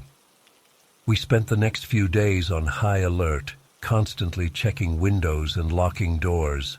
My parents got back from their trip, but I was too embarrassed to tell them what had happened. I didn't want them to freak out or forbid my friends from coming over. For about a week, nothing else happened. I started to relax a little, thinking maybe it had just been a one-time thing. Then one night, I woke up around 3 a.m. to a scratching sound at my window. My blood ran cold. I lay frozen in bed, hardly daring to breathe.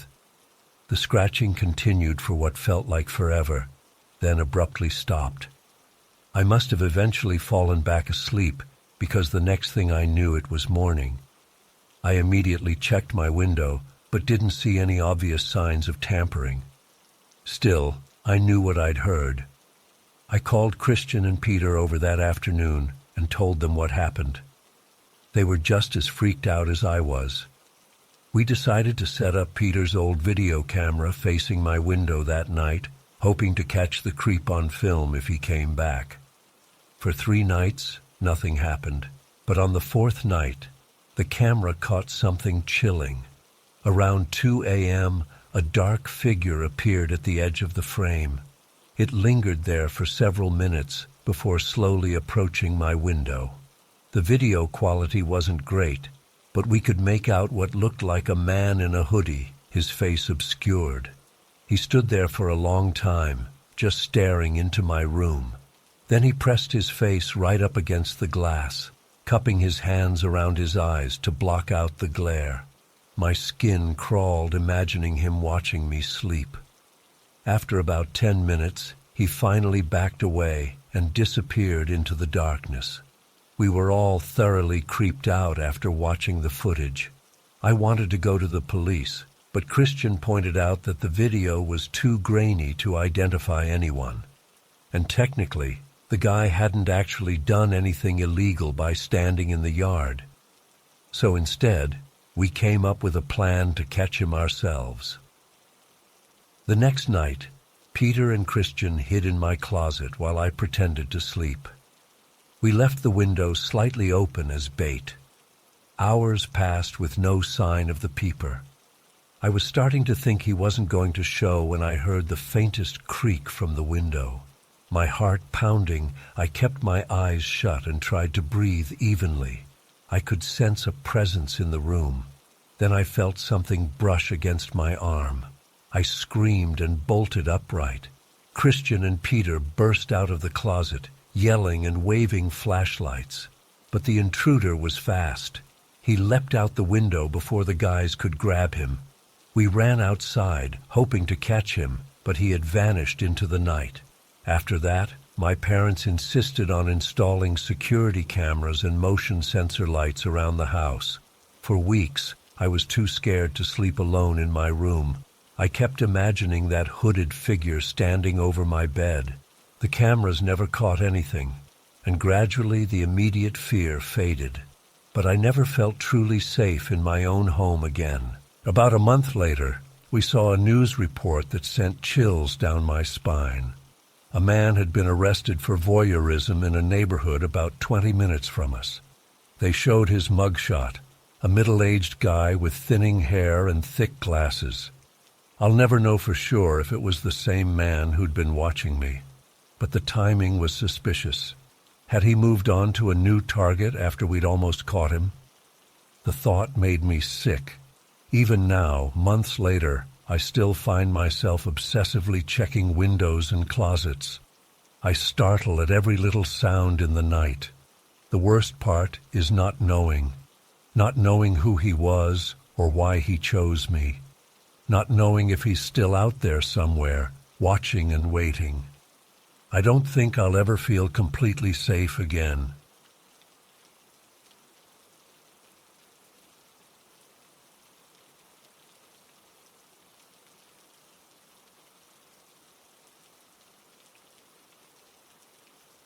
It was around 2 a.m. when I first heard the knocking. At first, I thought it was just the wind rattling something outside. But then it got louder and more insistent. Thump, thump, thump, coming from our front door. I nudged my husband awake. "John, do you hear that?" I whispered. He sat up, instantly alert. The knocking continued, growing more frantic. "Stay here," John said, reaching for the baseball bat we keep by the bed. "I'll go check it out." My heart was racing as he crept down the hallway. I heard him call out, "Who's there?" No response, just more pounding. Suddenly the knocking at the front door stopped. For a split second I felt relief. But then I heard noises coming from the back of the house. Oh God, they were trying to get in through the back door now. I ran to wake up our 18-year-old son, Mike. He's a good shot and keeps a rifle in his room. As I shook him awake, I heard John yelling from downstairs. "There's 2 of them! They're trying to break in!" Mike grabbed his gun and we hurried downstairs. The back door was shaking on its hinges as someone tried to force it open. Through the window, I could make out 2 shadowy figures. "Get back!" John shouted. "I've called the police." But they didn't stop. If anything, they seemed more determined to get in. Mike positioned himself in the kitchen, rifle trained on the door. John stood beside him with the bat. I cowered behind them, my whole body shaking. The door frame started to splinter. Any second now, it was going to give way. I've never felt fear like that before. The absolute certainty that something terrible was about to happen. Just as the door began to crack open, we heard sirens in the distance. The intruders must have heard them too, because they suddenly took off running. "They're heading for the woods," Mike yelled. He started to go after them, but John held him back. "Let the police handle it," he said. "We need to stay together." A few minutes later, 3 police cars came roaring up our long driveway, lights flashing. Officers poured out, guns drawn. "We got a call about an attempted break-in," one of them said. "Are you folks all right?" We nodded, still too shaken to speak much. As John explained what happened, 2 officers took off towards the woods to search for the intruders. It felt like hours, but was probably only about 20 minutes later when we heard shouting from the woods. The officers emerged, dragging a man in handcuffs. He was rail-thin and twitchy, his eyes wild. "Found this one hiding in a hollow tree," an officer explained. "Completely strung out on something. His buddy got away, but we've got units searching the area." As they put the man in a police car, I got a good look at his face. He couldn't have been more than 25, but he looked ancient, sunken cheeks, rotting teeth. The look in his eyes was feral, desperate. It made my skin crawl. The officers took our statements and promised to increase patrols in the area. They said the man they caught was a known drug addict with a record of petty crimes, likely looking for stuff to steal and sell for drug money. But something about that explanation didn't sit right with me. Why our isolated farmhouse, miles from town? How did they even know we were here? And why were they so determined to get inside, even after we made it clear we were home and armed? The police never did catch the second guy. For weeks afterwards, I jumped at every little sound. I'd wake up in the middle of the night, convinced I heard someone trying to break in again. We installed an alarm system and got a big dog, but I still don't feel safe. What haunts me most is not knowing their true intentions. Was it really just a drug-fueled robbery attempt? Or something more sinister? I can't shake the feeling that they were after something specific. But what? I keep replaying that night in my head, trying to make sense of it. The desperation in their attempts to get in, the wild look in that man's eyes, the fact that they targeted our remote farm out of all places. Sometimes I wonder if we'll ever know the full story. Part of me wants answers, but another part is terrified of what those answers might be. All I know is that our sense of safety and peace has been shattered. Our home doesn't feel like home anymore. I find myself constantly looking over my shoulder, wondering if the one who got away will come back to finish whatever they started that night. The police say it's unlikely, that it was probably just a random crime of opportunity, but they didn't see the determination in those men's actions. They didn't feel the malevolent energy radiating from them. We've talked about moving, starting fresh somewhere else. But this is our home, our land. We've poured our hearts and souls into this place. I don't want to let fear drive us away. And yet, the fear remains. Every night when I go to bed, I wonder if this will be the night they return. I lie awake, listening for any sign of intruders. The creaking of the house, the rustling of leaves outside, every little noise sends my heart racing. John tries to reassure me, says we're safe now with all our new security measures, but I see the worry in his eyes too. He's sleeping with the baseball bat right next to the bed now. Mike has become hyper-vigilant, almost obsessive about checking the property and keeping his rifle close. I worry about what this has done to him, how it's changed him. He used to be so carefree and easygoing. Now there's a hardness to him, a constant tension. I find myself analyzing every car that drives by, every stranger I see in town. Are they connected to those men somehow? Do they know something? It's exhausting, living with this constant paranoia. but I can't seem to shake it. Sometimes I think I see movement in the woods at the edge of our property, a flash of something in the trees, but when I look closer, there's nothing there. At least, nothing I can see. But I can't escape the feeling of being watched. We've had the locks changed, installed security cameras, even put up a fence around the property. But none of it feels like enough. How do you protect yourself against an unknown threat? How do you fight an enemy you can't see or understand? I've tried talking to a therapist about it, but it's hard to explain the depth of this fear to someone who hasn't experienced it. They offer coping techniques and reassurances, but it feels hollow. They don't understand the way this has fundamentally altered my sense of safety in the world. Sometimes I find myself envying people who live in blissful ignorance of how quickly your world can be turned upside down, how fragile our sense of security really is. I wish I could go back to that mindset, but I know it's impossible now. I've started researching similar incidents in the area, looking for any pattern or explanation. But there's nothing concrete, just vague rumors and half-formed theories. It's maddening, not having answers. The police have all but closed the case.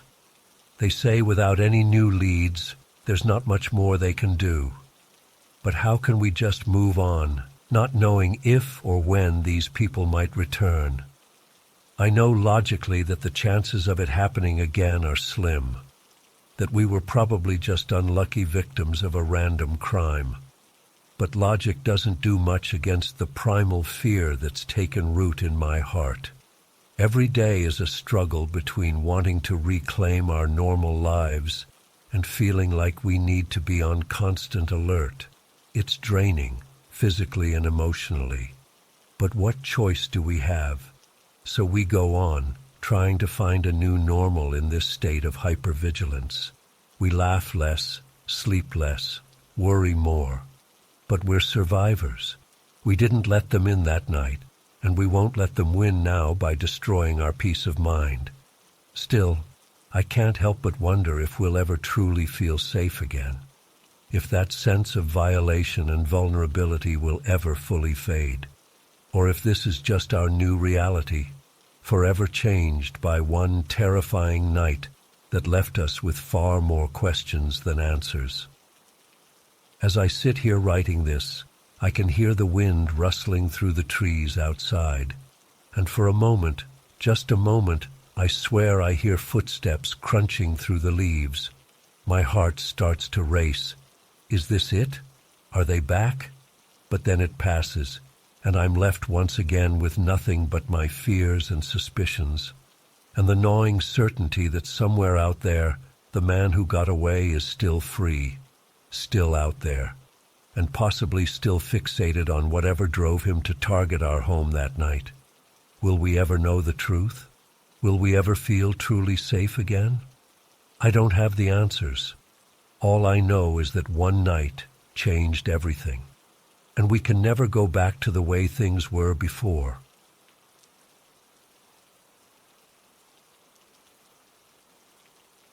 I never thought I'd have a brush with danger like this in our small town of Pikeville. It was just a regular Tuesday evening, and I'd stopped by the local diner for a quick bite after my shift at the grocery store. I was scrolling through my phone while waiting for my order when I noticed this older guy kept glancing over at me from the counter. At first, I didn't think much of it. Pikeville's the kind of place where everyone knows everyone, so I figured he was probably just trying to place where he knew me from. But after a few minutes, he got up and came over to my booth. "Mind if I join you?" he asked with a friendly smile. "I'm new in town and could use some company." I hesitated for a second, but he seemed harmless enough. Just a lonely guy looking to chat. So I nodded, and he slid into the seat across from me. "I'm Tom," he said, extending his hand. I shook it and introduced myself. We made some small talk about the weather and how I liked living in Pikeville.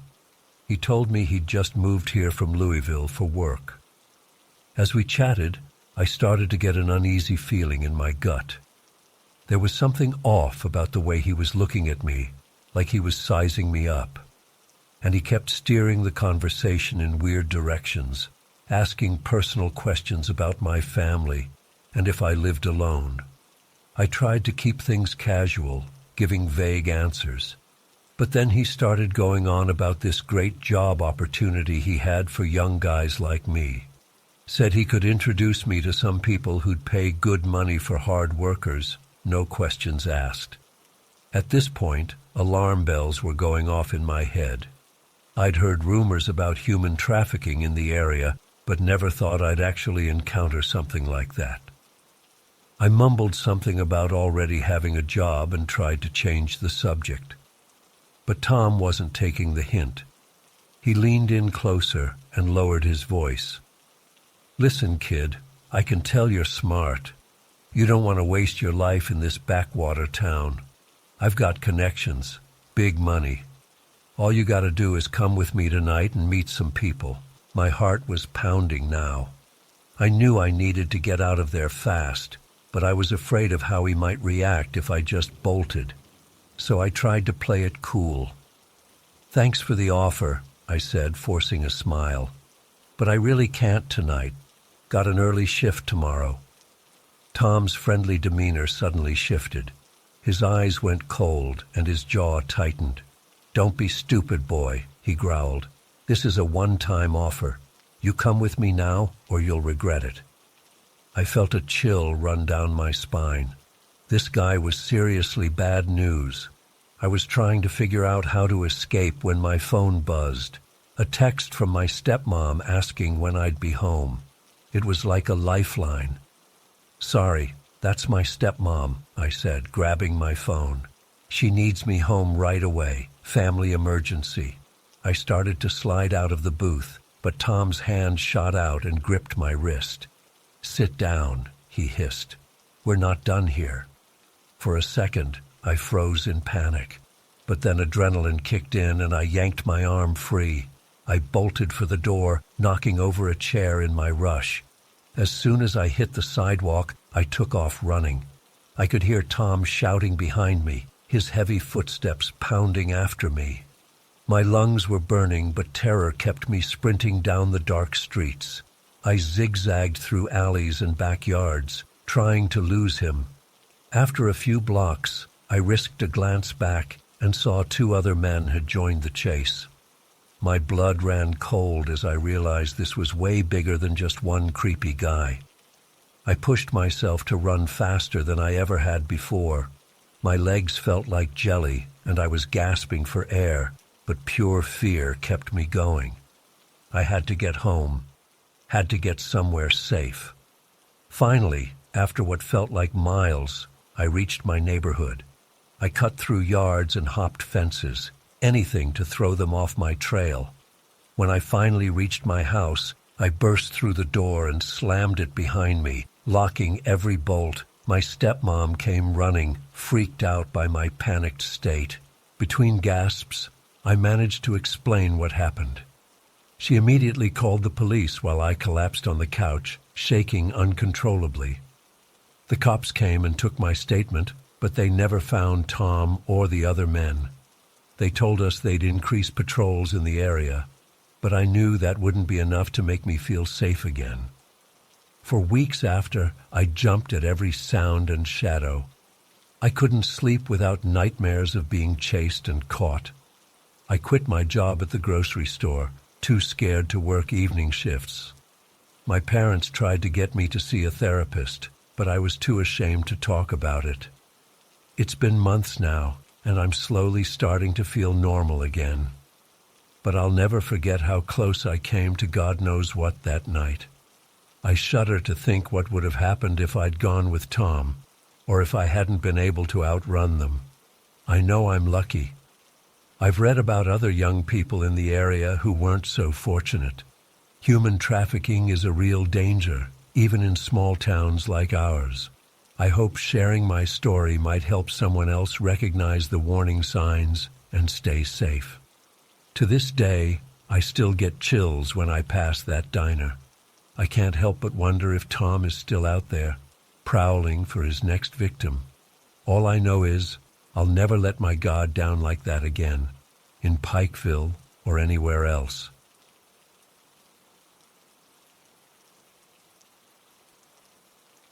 Found what seemed like a decent apartment rental online.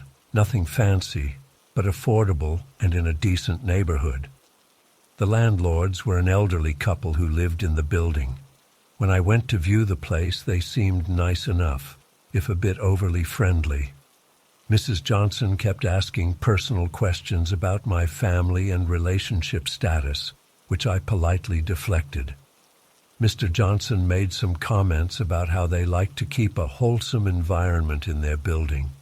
I didn't think much of it at the time. I moved in about a week later. At first, things were okay. The apartment was small but functional, and I was settling into my new job. But then the weird encounters started.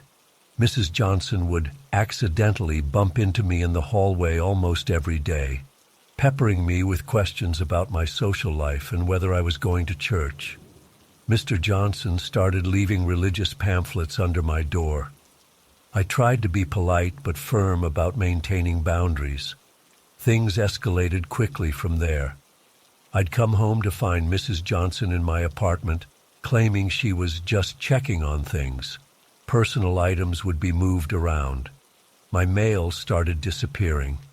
One night, I heard someone trying to open my door. I peered through the peephole to see Mr. Johnson fumbling with a set of keys. When I confronted him, he mumbled something about making sure the locks were secure. I changed the locks the next day. That's when things got really scary. I came home from work to find all the light bulbs in my apartment had been unscrewed. The Johnsons denied any involvement. A few days later, the stairs leading up to my third-floor apartment were removed without warning. When I complained, Mr. Johnson said they were doing renovations and I'd have to use the fire escape for a few days. I started to feel like I was losing my mind. Was I overreacting? Was this normal landlord behavior that I just wasn't used to? I called my boyfriend Mike and told him what was happening. He was alarmed and offered to come stay with me for a while. The night Mike arrived, things came to a terrifying head. We were in my apartment when we heard angry shouting outside the door. It was Mr. Johnson, ranting about sinners and corruption. Suddenly there was a loud bang and the door shook. He was trying to break it down. Mike and I barricaded ourselves in the bathroom, calling 911 with shaking hands. We could hear Mrs. Johnson's shrill voice joining her husband's tirade.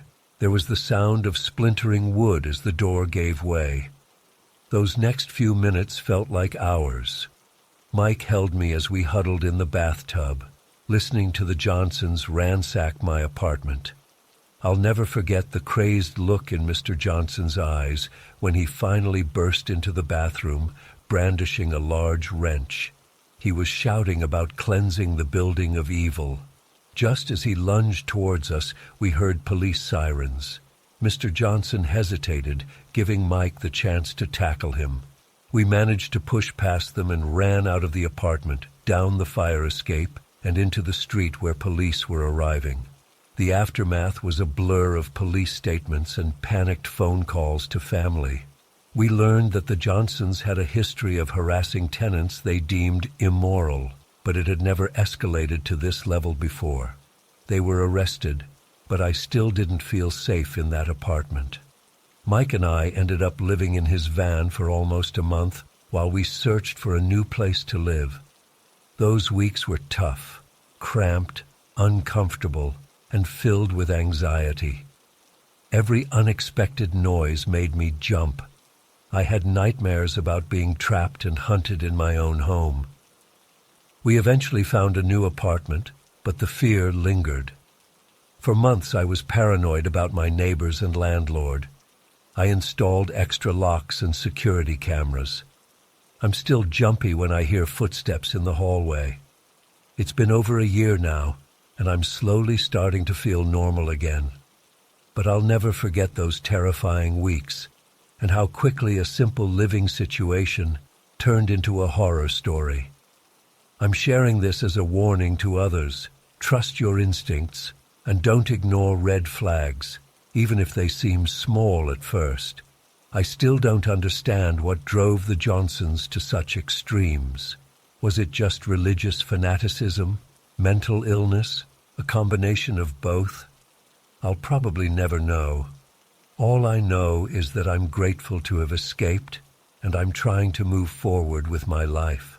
But a part of me will always be looking over my shoulder, wondering if I'm truly safe in my own home.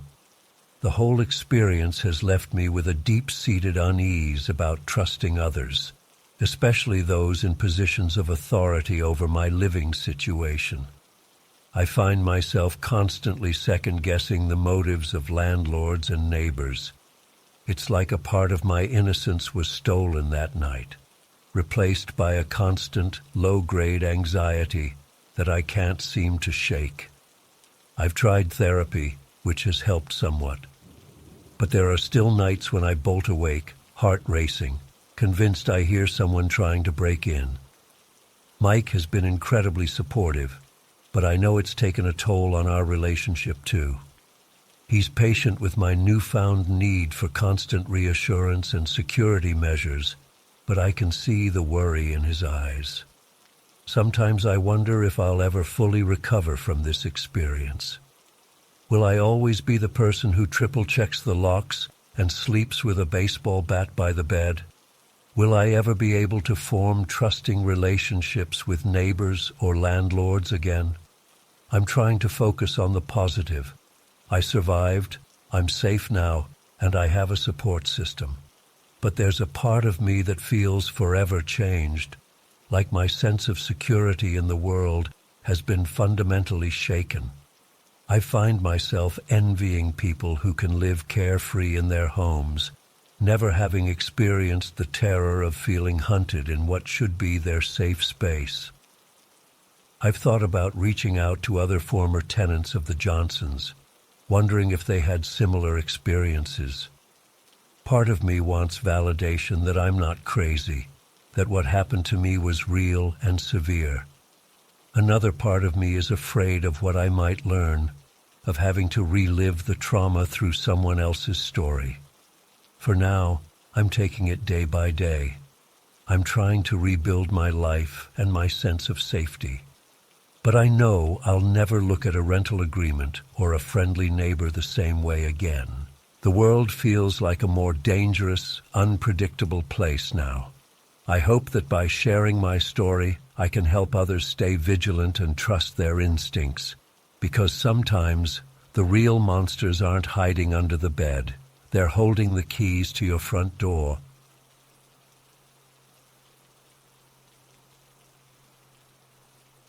It was around 11 p.m., pitch black out, except for my headlights illuminating the empty road ahead. I hadn't seen another car for at least an hour.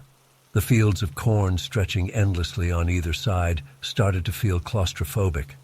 I was getting tired and considering pulling over to take a quick nap when I saw something that made my blood run cold. There was a car on the side of the road about a quarter-mile ahead, hazard lights blinking. As I got closer, I could see the driver's side door was wide open. My first thought was that someone needed help, but then I noticed something that made my stomach drop. What looked like blood smeared on the door. I slowed down, my heart pounding. Every instinct told me to floor it and get out of there, but I couldn't shake the feeling that someone might be hurt and in need of help. I pulled over about 50 feet behind the car, leaving my engine running. The silence when I turned off my radio was deafening. I sat there for a minute, debating what to do. I didn't want to get out, but I also couldn't just leave if someone was injured. I decided to flash my brights and honk, hoping to get a response if anyone was there. Nothing. The open door didn't even move in the breeze. Taking a deep breath, I grabbed my phone and pepper spray from my purse. With shaking hands, I dialed 911, but it wouldn't connect. No signal. Cursing under my breath, I opened my door and stepped out. The gravel crunched under my feet as I slowly approached the abandoned vehicle. "Hello!" I called out, my voice sounding small and scared in the vast darkness. "Is anyone there? Do you need help?" No response. I was about 20 feet from the car when movement caught my eye. Two dark figures emerged from the ditch on the other side of the road. They were dressed all in black, with what looked like ski masks covering their faces. One was carrying something long, a bat or crowbar maybe. I froze, paralyzed with fear for a split second before adrenaline kicked in. I spun around and sprinted back to my car, fumbling with the door handle as I heard heavy footsteps racing towards me. I managed to throw myself inside and slam the door shut just as one of the men reached my car. He slammed his fists on my window, the sound making me scream. With trembling hands, I shifted into drive and floored it. My tires spun in the gravel before finding purchase. As I sped away, I saw the two men running back to the abandoned car in my rearview mirror. They jumped in and peeled out after me, their headlights growing larger as they gained on me. I've never driven so fast in my life. The speedometer was pushing 100 mapper as I flew down that empty road, taking curves way too fast. All I could think was that I had to get away, had to find other people or a town. But there was nothing out here, just endless farmland and darkness. After about 10 terrifying minutes of them chasing me, their headlights suddenly disappeared. I kept driving for another half hour before I finally saw signs of civilization, a 24-hour truck stop. I pulled in, shaking uncontrollably, and called the police. The sheriff's deputies who responded were kind, but I could tell they were skeptical of my story. They went to check out where I said the abandoned car had been, but found nothing. No evidence of the chase either. I knew how crazy it all sounded, but I swear every word is true. They chalked it up to an exhausted young woman letting her imagination run wild on a lonely stretch of road at night. But I know what I saw. Those men were real, and they were trying to lure someone in with that staged, broken-down car. I shudder to think what would have happened if I'd gotten any closer. I ended up staying at a motel that night and finished my drive to Denver the next day, sticking to major highways in broad daylight. I've avoided rural roads ever since. Sometimes I still wake up in a cold sweat, imagining those masked figures emerging from the darkness. I don't know if they were would-be kidnappers, murderers, or what, but I do know that I narrowly escaped something horrific that night.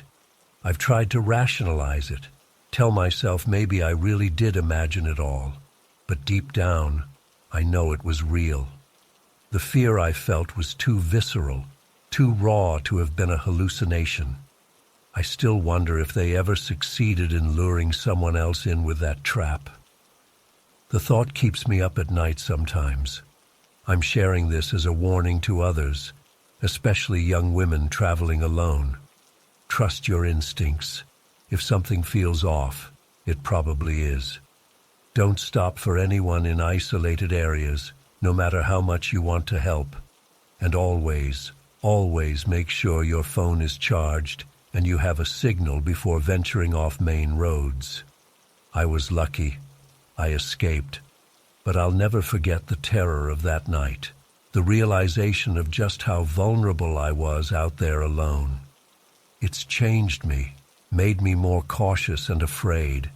I hate that those men took my sense of safety and adventure. But I'm alive, and for that I'm grateful. I just hope by sharing my story, maybe I can prevent someone else from falling into a similar trap. The incident has left me with so many unanswered questions. Who were those men? What were their intentions? Had they done this before? Were there other victims who weren't as lucky as me? The not knowing is almost as bad as the fear itself. I've tried to move on with my life, but the memory of that night is always there, lurking in the back of my mind. Every time I see a car pulled over on the side of the road, my heart races. I can't help but scan the area for hidden threats.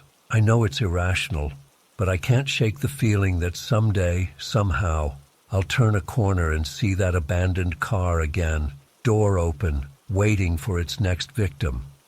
I've thought about seeking therapy to help process the trauma, but part of me is afraid of delving too deep into those memories. What if remembering more details only makes it worse? What if I uncover something my mind has been protecting me from?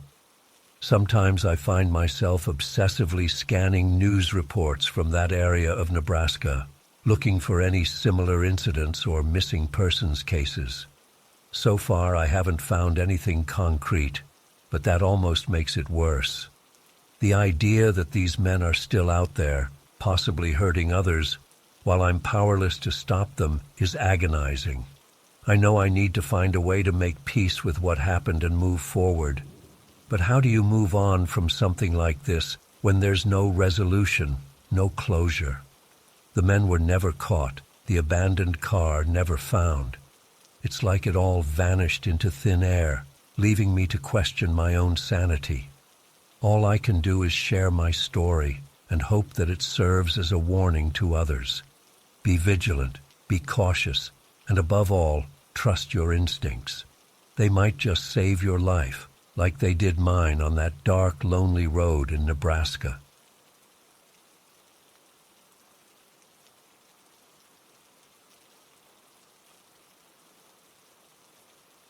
I never thought a simple pizza delivery could lead to the most terrifying day of my life. It all started when I ordered a pizza from the local joint down the street. The delivery guy, Sherwood, seemed nice enough at first, maybe a bit too chatty, but I didn't think much of it. He kept trying to make small talk while I signed for the pizza, asking about my hobbies and if I liked hiking. I mentioned that I enjoyed nature walks sometimes, not realizing the can of worms I was opening. Sherwood's eyes lit up, and he launched into an enthusiastic spiel about this amazing trail he'd discovered recently. He described the views in vivid detail and insisted I had to check it out. I nodded politely, hoping he'd take the hint and leave, but he just kept going on and on about it. Finally, I made some vague comment about maybe checking it out sometime, thinking that would satisfy him. Big mistake. Over the next few weeks, every time I ordered pizza, Sherwood would be the one to deliver it. And each time, he'd bring up that trail again, asking if I'd had a chance to go yet. It was starting to get weird how fixated he was on it. I began to dread ordering pizza, knowing I'd have to deal with his awkward persistence. Then came the day that changed everything.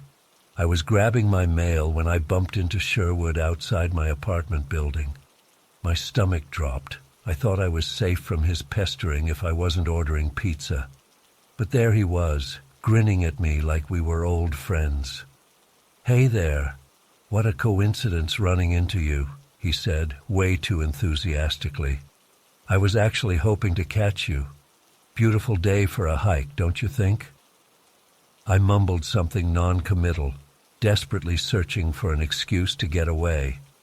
But Sherwood wasn't taking no for an answer this time. "Come on, I'm heading out to that trail I told you about right now. Why don't you join me? I promise you won't regret it." I froze, caught off guard by his forwardness. A million alarm bells were going off in my head. Every instinct was screaming at me to say no. But Sherwood just kept smiling that unnervingly wide smile, and I found myself agreeing before I could stop myself. I think part of me hoped that if I went once, he'd finally stop bugging me about it. As we drove out of town in his beat-up old sedan, my anxiety steadily grew. What the hell was I thinking, going off into the woods with this strange guy I barely knew? I clutched my phone tightly, ready to call for help at the first sign of trouble. We drove for what felt like ages, going deeper and deeper into the forest. The trees grew denser, blocking out more and more sunlight. I couldn't shake the feeling that we were heading somewhere no one would ever find me. Finally, Sherwood pulled off onto a narrow dirt road. "Almost there," he chirped. My heart was pounding so hard I could barely hear him over the blood rushing in my ears. We parked and set off down a barely visible trail. Sherwood chattered away the whole time, pointing out different plants and birds, but I was too on edge to pay attention. Every snapping twig made me jump. After about 20 minutes of hiking, Sherwood suddenly veered off the path. "This way," he said, pushing through some thick underbrush. "There's something really cool I want to show you." Alarm bells were blaring in my head now. This was it. He was going to murder me and leave my body out here where no one would ever find it. But I was in too deep to back out now. Hands shaking, I followed him into the dense foliage. We emerged into a small clearing, and that's when I saw it. At first I couldn't process what I was looking at. It was like my brain refused to accept the horrifying reality in front of me. There, half hidden under some fallen leaves, was unmistakably a human body. It was in an advanced state of decomposition, the flesh mottled and sunken. Empty eye sockets stared sightlessly at the canopy above. The smell hit me a moment later, that sickly sweet odor of decay that I'll never be able to forget. I stumbled backward, my legs threatening to give out. A scream built in my throat but got stuck there, coming out as a strangled whimper. But the most terrifying part was Sherwood's reaction, or rather, his complete lack of reaction. He stood there calmly, hands in his pockets, regarding the corpse with mild interest, like he was looking at an interesting rock formation or something. "Pretty wild, huh?" he said casually. "I found it a few weeks ago. Been coming to check on it every few days. It's fascinating watching the decomposition process." I stared at him in horror, unable to comprehend how he could be so nonchalant about this. 1,000 questions raced through my mind. Did he kill this person? Was I about to be his next victim? Sherwood must have sensed my panic because he quickly added, "Oh, don't worry, I didn't do this. I just found it like this. No idea who it is or what happened." But the way he said it, so matter-of-factly, only unsettled me more. Who finds a dead body in the woods and doesn't immediately call the police? Who treats it like some sort of science experiment? I managed to find my voice, though it came out as a hoarse whisper. We need to call the police. Report this." Sherwood's face clouded over. "No, we can't do that. Then they'll know about my special place. They'll trample all over here with their equipment and ruin everything." A chill ran down my spine at his words. His special place? What the hell was wrong with this guy? "Besides," he continued, "it's been here for weeks already. If anyone was looking for them, they would have found them by now. Clearly no one misses this person. So why not let nature take its course?" I felt like I was going to be sick. This whole situation was so twisted and wrong. I needed to get out of there, fast. I don't feel well," I stammered. "I think I need to head back." Sherwood looked disappointed but nodded. "All right, if you insist. But isn't this so much cooler than those boring tourist trails?" I didn't respond, just turned and started speed walking back the way we'd come. Sherwood followed, chattering away as if nothing was amiss. I was hyper-aware of his presence behind me the whole time, terrified he might suddenly attack. The hike back to the car felt 10 times longer than the way in.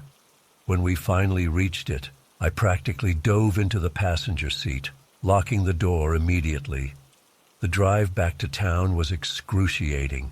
Sherwood kept trying to make conversation, asking what I thought about his discovery and if I wanted to come back again sometime to see how it had changed. I gave non-committal grunts in response, pressing myself against the door and watching the miles tick by agonizingly slowly. When he finally dropped me off, I ran inside and locked every door and window. I was shaking uncontrollably, the images of that decaying body seared into my brain. I spent the next few days in a daze, jumping at every little noise and hardly sleeping. I kept expecting Sherwood to show up again, to threaten me into silence. But as the days passed with no sign of him, I slowly began to relax. I never reported what I saw to the police. I was too afraid of getting involved, of potentially angering Sherwood if he found out. Maybe that makes me a terrible person. But the thought of having to relive that experience, of potentially facing Sherwood in court, I just couldn't do it. I moved apartments shortly after, partly to get away from the memories and partly out of fear that Sherwood might come looking for me again. I never ordered pizza delivery again. To this day, I have no idea who that body belonged to or how it got there. Sometimes I wonder if I imagined the whole thing. It seems too horrific to be real. But then I'll catch a whiff of something that reminds me of that clearing, and it all comes rushing back. I still see Sherwood around town occasionally. He always waves and smiles like we're old friends. I force myself to wave back, my skin crawling. Does he have other special places out there in those woods?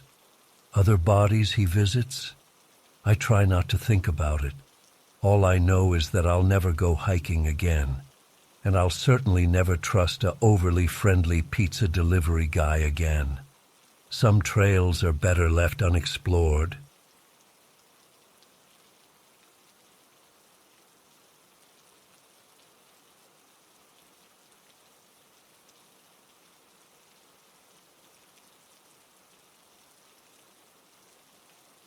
The first night, I had trouble sleeping. The house creaked and groaned in ways that seemed unnatural.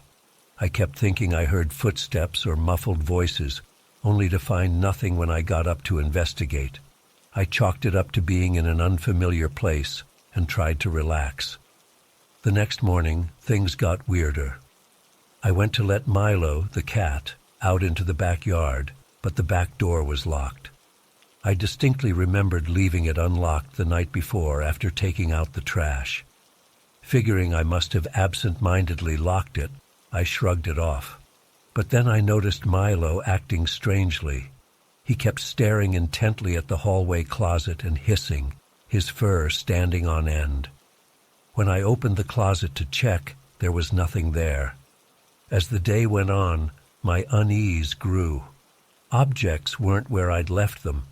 A glass I was sure I'd put in the dishwasher turned up on the coffee table. The shower curtain was closed when I knew I'd left it open.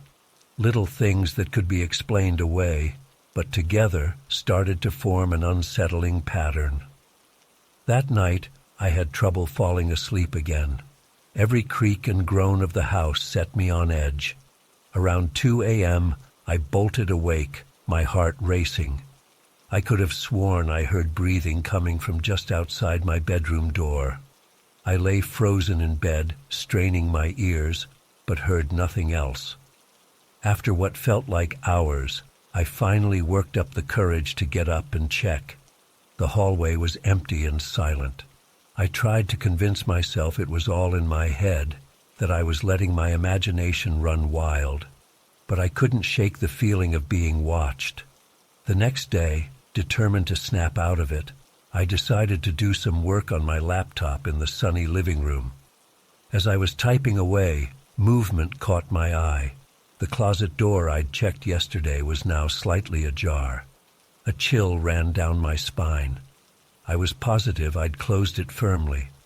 With shaking hands, I called my cousin and asked if maybe she had a housekeep or someone else who might be stopping by. She assured me no one else had a key or was supposed to be there. My mouth went dry as I recounted some of the strange occurrences. She sounded worried and suggested I call the police, but I felt ridiculous. What would I tell them? That doors were mysteriously locking themselves and the cat was acting weird? I spent the rest of the day on edge, jumping at every little sound. That evening, I decided to do a thorough search of the house, telling myself it would put my mind at ease. I meticulously checked every room, closet, and possible hiding spot. Finding nothing out of place, I started to feel a bit silly for getting so worked up. Maybe I really was just being paranoid. Feeling slightly better, I settled in to watch some TV before bed. About an hour in, the power suddenly cut out, plunging the house into darkness. My heart began to race. I fumbled for my phone to use as a flashlight, my hand shaking so badly I nearly dropped it. As I made my way to the fuse box in the garage, I heard it. Unmistakable footsteps upstairs. Panic seized me. This was no imagination or house settling. Someone was up there. I bolted for the front door, my only thought to get out of the house. But as I reached for the doorknob, a hand grabbed my shoulder. I screamed and whirled around, lashing out blindly in the dark. My fist connected with something solid, and I heard a grunt of pain. Adrenaline surging, I wrenched the door open and ran outside, screaming for help. Lights began flicking on in neighboring houses. I ran to the nearest one, pounding on the door and begging them to call the police. Within minutes, sirens were wailing in the distance. When the police arrived, they found the house empty. There were signs of disturbance, drawers left open, items moved, but no clear evidence of a break-in. They took my statement, but I could tell they were skeptical. One officer gently suggested that maybe I'd had a vivid nightmare, but I knew what I'd experienced was real. I couldn't bring myself to stay in that house another night. I called my cousin and explained everything, apologizing profusely. She was understanding and said she'd come home early. I packed up my things and checked into a nearby hotel, still shaken to my core. The next day, my cousin called after returning home and examining the house more closely. She'd found something chilling, a makeshift bed made of old blankets hidden in the crawl space of the attic, along with food wrappers and water bottles. Someone had been living in her house, possibly for weeks. The police did a more thorough investigation, but never found the intruder. They speculated it might have been a squatter who took advantage of the empty house, but that didn't explain how they got in or why they stayed once I arrived. The thought that someone had been watching me, hiding in the shadows for days, still makes my skin crawl. I have so many unanswered questions. How long had they been there? What were their intentions? Why didn't they leave when I showed up? The not knowing is almost worse than the fear I felt in those moments. It's been months, but I still have nightmares about those terrifying few days. I startle at unexpected noises and compulsively check closets and dark corners. My cousin has since moved, unable to feel safe in that house again. As for me, I don't think I'll ever agree to house sit again. The fear that gripped me during those days in Oakland has left a lasting mark. Every creak of a floorboard or shadow in the corner of my eye brings it all rushing back. I know some people might not believe my story or think I'm exaggerating, but I know what I experienced. There was someone in that house with me, watching and waiting. For what? I'll never know. And that uncertainty, that lingering dread, is something I'll carry with me forever. So, if you ever find yourself alone in a strange house and get that prickling feeling on the back of your neck like you're being watched, trust your instincts. You might not be as alone as you think.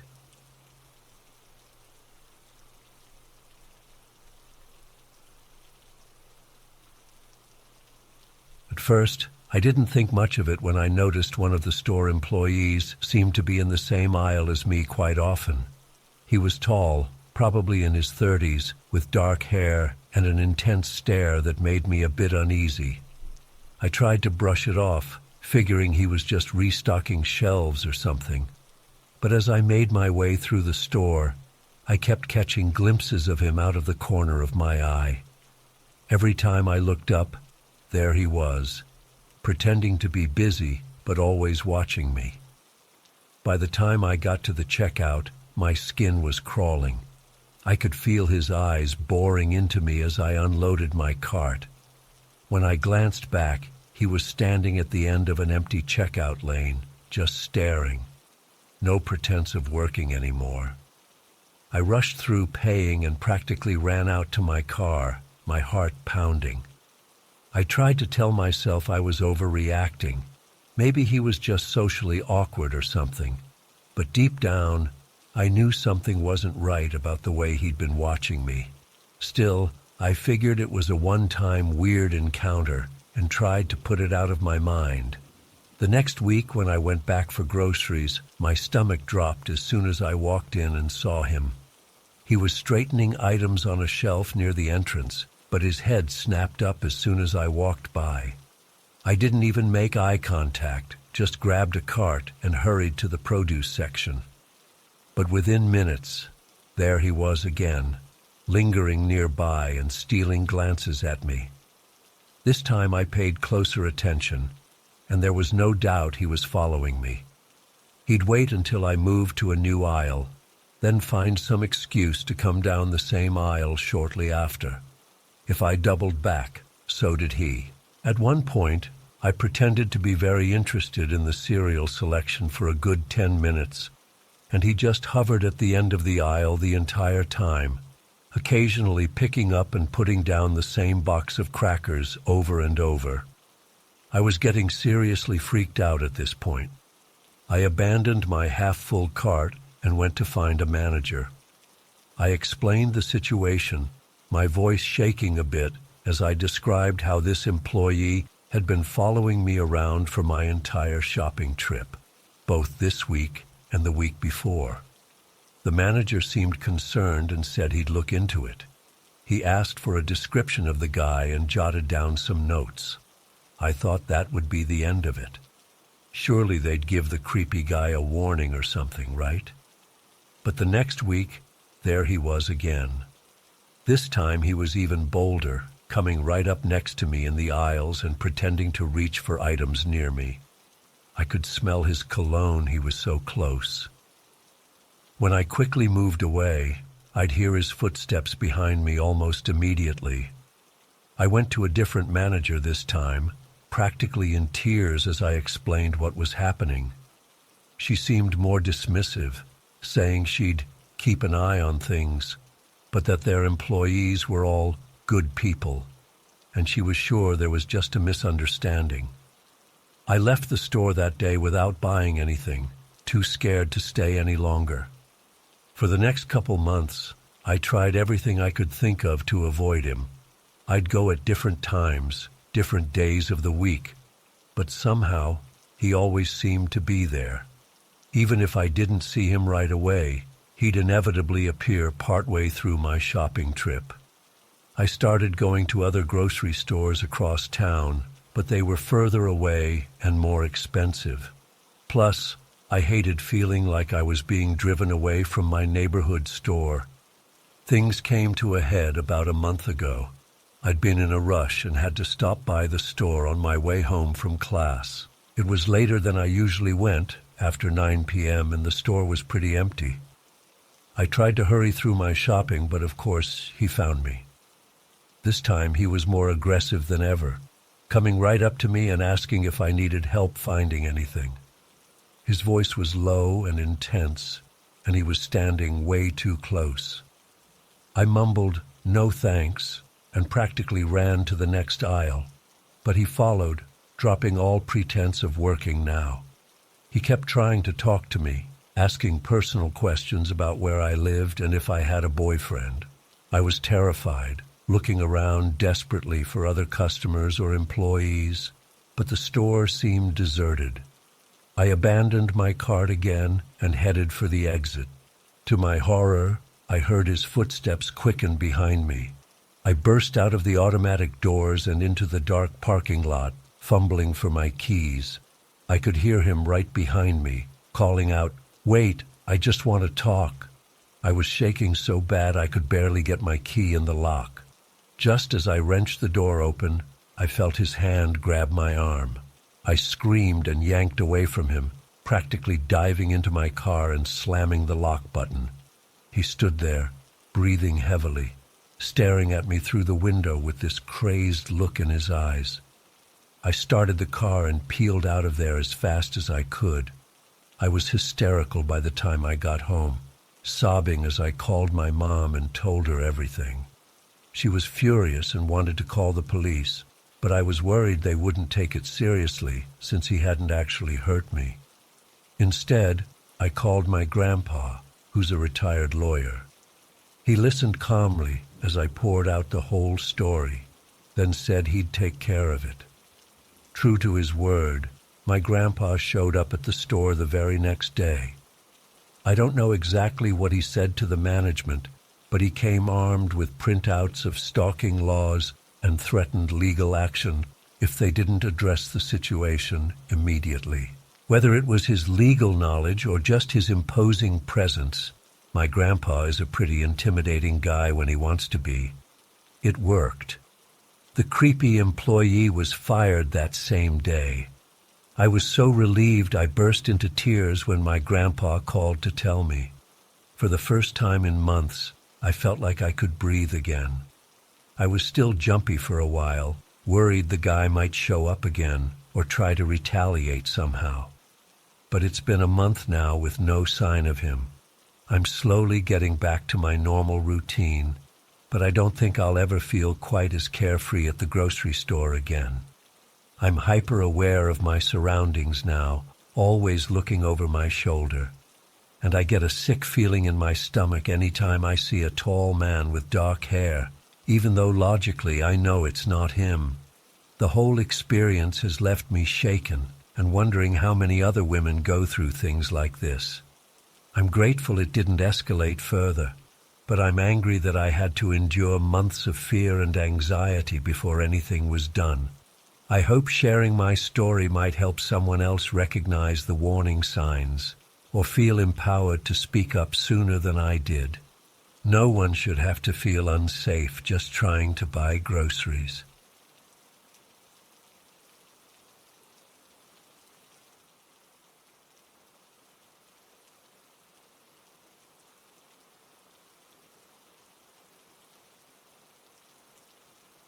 I was 17 at the time, and Haley had just turned 18 a few weeks prior. We lived in a small rural town in Northern California, the kind of place where everyone knows everyone and nothing exciting ever happens. The town was surrounded by beautiful forests and hiking trails, which is why Haley and I loved to go on weekend hikes whenever the weather was nice. That particular Saturday in early October started off perfectly normal. It was a crisp fall day, not too hot or cold, with a light breeze rustling the colorful autumn leaves. Haley picked me up around 2 p.m., and we drove out to Redwood Park, our favorite local hiking spot about 15 minutes outside of town.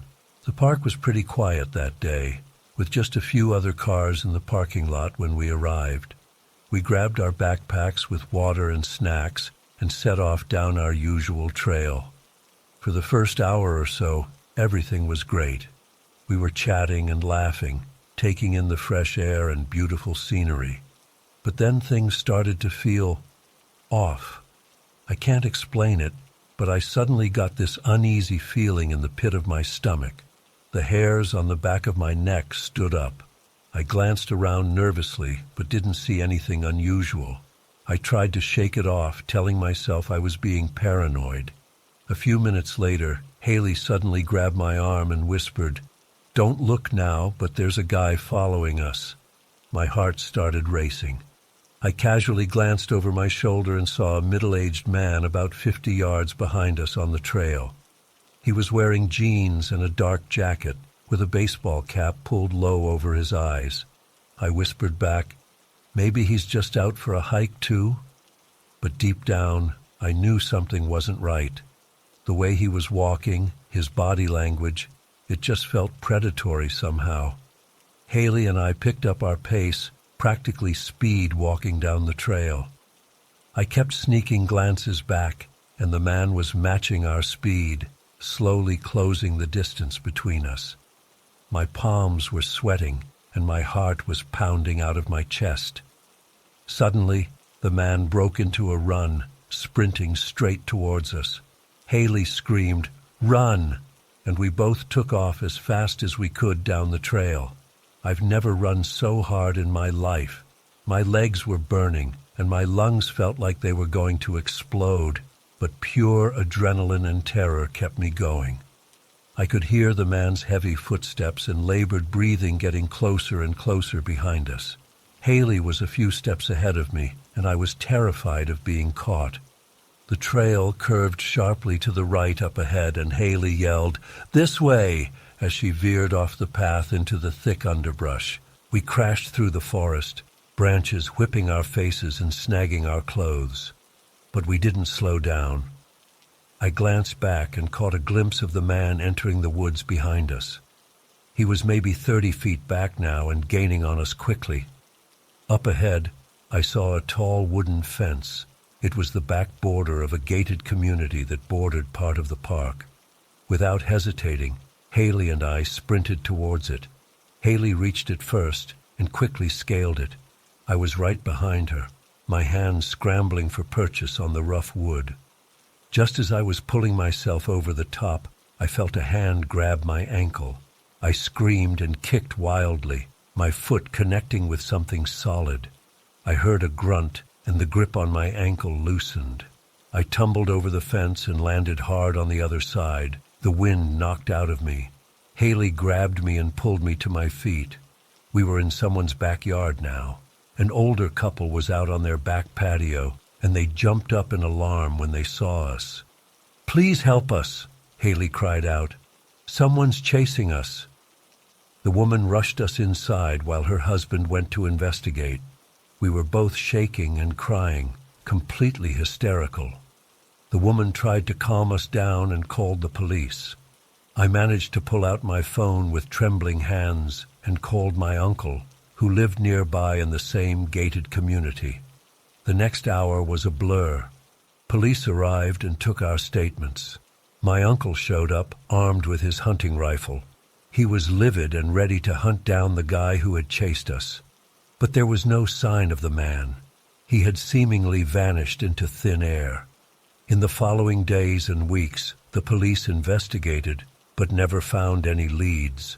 No one matching the description had been seen entering or leaving the park. There were no similar incidents reported. It was like he was a ghost. To this day, I still have nightmares about that man chasing us through the woods. I've never gone hiking again, and I get panicky in crowded places, always scanning for potential threats. Haley and I don't talk about it much, but I know she was just as traumatized as I was. Sometimes I wonder if we imagined or exaggerated the whole thing. But then I remember the raw terror I felt, the sound of his footsteps right behind me, the feeling of his hand grabbing my ankle. It was all too real. I don't know who that man was or what he wanted with us. Maybe he was just some sicko who got his kicks scaring teenage girls, or maybe he had much worse intentions. I'm just grateful we managed to escape, but a part of me will always be looking over my shoulder, wondering if he's still out there somewhere.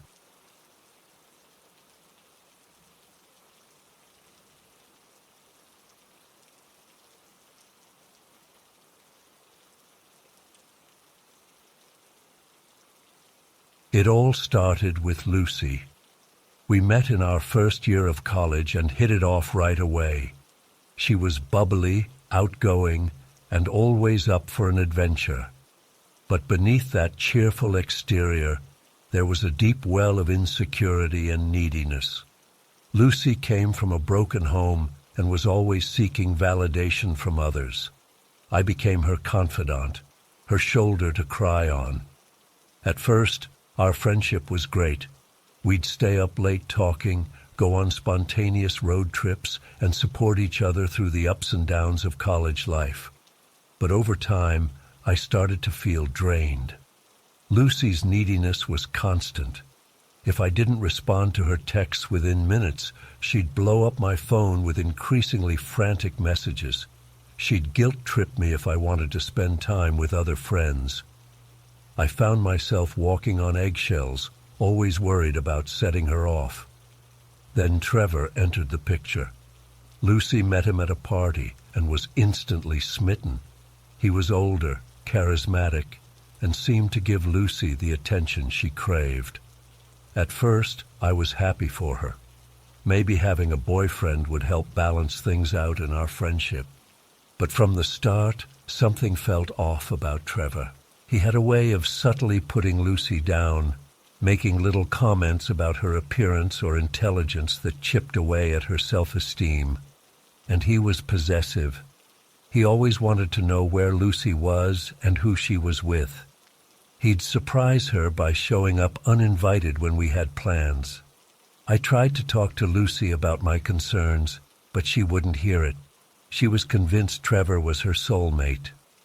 "You just don't understand our connection," she'd say. "He's protective because he loves me so much." As the weeks went by, Lucy started canceling our plans more and more. When we did hang out, she was distracted, constantly checking her phone for messages from Trevor. Our friend group noticed the change too. Lucy was pulling away from all of us, isolating herself with Trevor. One night, Lucy called me in tears. She and Trevor had had a big fight, and she needed someone to talk to. I went over to her apartment, and we stayed up late into the night as she poured her heart out. Trevor had accused her of flirting with one of his friends. He'd screamed at her, called her horrible names. But even as she recounted this, Lucy was making excuses for him. "He just gets jealous because he cares so much," she said. "I need to be better, to show him he can trust me." I tried to make her see how unhealthy this was, but she wouldn't listen. By the end of the night, she was back to talking about how perfect Trevor was and how lucky she was to have him. I left feeling frustrated and worried. A few days later, Lucy called me with an invitation. Trevor was having some friends over to his apartment for drinks, and he specifically asked her to bring me along. "He wants to get to know my best friend better," Lucy gushed. "Isn't that sweet of him?" Every instinct I had was screaming that this was a bad idea, but I couldn't put my finger on why. I made an excuse about having to study, but Lucy was persistent. She kept calling and texting, begging me to come. "It would mean so much to me," she pleaded. "Trevor's really making an effort here." Against my better judgment, I finally agreed. Lucy picked me up that evening, chattering excitedly about how much fun we were going to have. But as we drove, I noticed her hands shaking on the steering wheel. She seemed nervous, almost manic. "Lucy, are you okay?" I asked. "We don't have to go if you're not feeling up to it." No, I'm fine," she said too quickly. "Just excited, that's all. Trevor says he has a surprise planned." That set off more alarm bells in my head. What kind of surprise? And why did Trevor want me there for it? A sick feeling started to grow in the pit of my stomach. As we got closer to Trevor's apartment, Lucy's behavior became even more erratic. She was sweating, her eyes darting around nervously. She kept checking her phone, reading messages, and then quickly deleting them. We stopped at a red light, and suddenly everything clicked into place. The insistence that I come along, Lucy's nervousness, Trevor's surprise. My blood ran cold as I realized the danger I was in. Without thinking, I unbuckled my seatbelt and reached for the door handle. Lucy noticed and grabbed my arm. "What are you doing?" she asked, her voice high and panicky. "I'm sorry, Lucy," I said. "I can't do this. I'm not going to Trevor's." Her grip tightened. "You have to come," she said desperately. "He'll be so angry if you don't. Please, I need you there." I looked into her eyes and saw fear, guilt, and a silent plea for help. In that moment, I realized how deep Trevor's manipulation went. He had broken Lucy down completely, turning her into an unwilling accomplice in whatever he had planned. "Lucy, listen to me," I said urgently. "This isn't right. Trevor is dangerous. You need to get away from him. Come with me now, and we'll go to the police." For a second, I thought I'd gotten through to her, but then her face hardened. "You don't understand," she said coldly. "Trevor loves me. He's the only one who really cares about me. I'm doing this for him." The light turned green, and cars behind us started honking. In that moment of distraction, I wrenched my arm free and bolted from the car. I ran down the sidewalk, my heart pounding, expecting at any moment to hear footsteps chasing me. But when I finally dared to look back, Lucy's car was gone. I spent that night at a friend's house, jumping at every sound, convinced Trevor would somehow find me. The next day, I went to the campus police and told them everything. They took my statement but said there wasn't much they could do without more evidence. I never saw Lucy again after that night. She dropped out of college soon after, and none of our mutual friends knew where she'd gone. I tried reaching out a few times, but my messages went unanswered. To this day, I don't know what happened to her. It's been years, but I still think about Lucy often. I wonder if she ever got away from Trevor, if she's safe now. I feel guilty for not seeing the signs earlier, for not doing more to help her. But I also know that by trusting my instincts that night, I likely saved myself from a terrible fate. This experience taught me a hard lesson about the nature of toxic relationships and the importance of trusting your gut. It's easy to get caught up in trying to be a good friend, to make excuses for people's behavior. But sometimes, the kindest thing you can do, for yourself and for others, is to recognize when a situation has become dangerous and walk away. I hope that by sharing this story, it might help someone else recognize the warning signs I missed. If you have a friend who's isolating themselves, whose partner is controlling or manipulative, don't be afraid to speak up.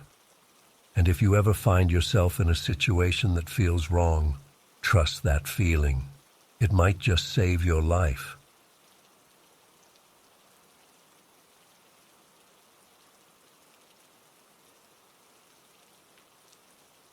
I'm a college student living in an off-campus house with 4 other girls.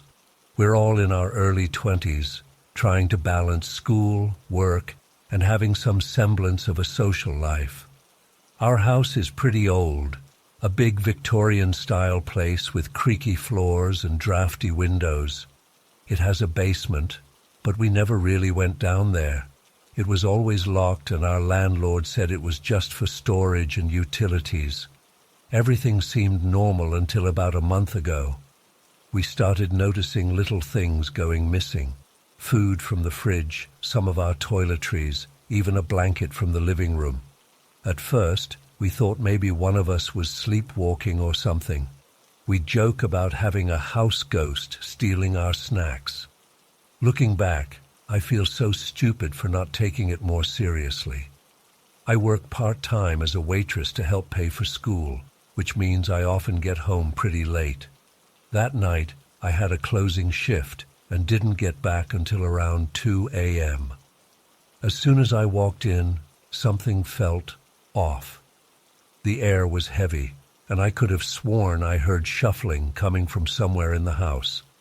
I tried to shake it off, telling myself I was just tired and jumpy from working late. But as I headed to the kitchen to grab a glass of water, I noticed crumbs on the counter that hadn't been there when I left, and the fridge door was slightly ajar, a carton of milk left out. My heart started racing. I knew my roommates were all asleep. I could hear Katie's loud snoring from upstairs. I stood frozen in the kitchen, straining my ears. That's when I heard it, a soft thud coming from the basement. I nearly jumped out of my skin. My hands were shaking so bad I could barely unlock my phone to call 911. I whispered to the operator, terrified that whoever was down there would hear me. Those few minutes waiting for the police felt like hours.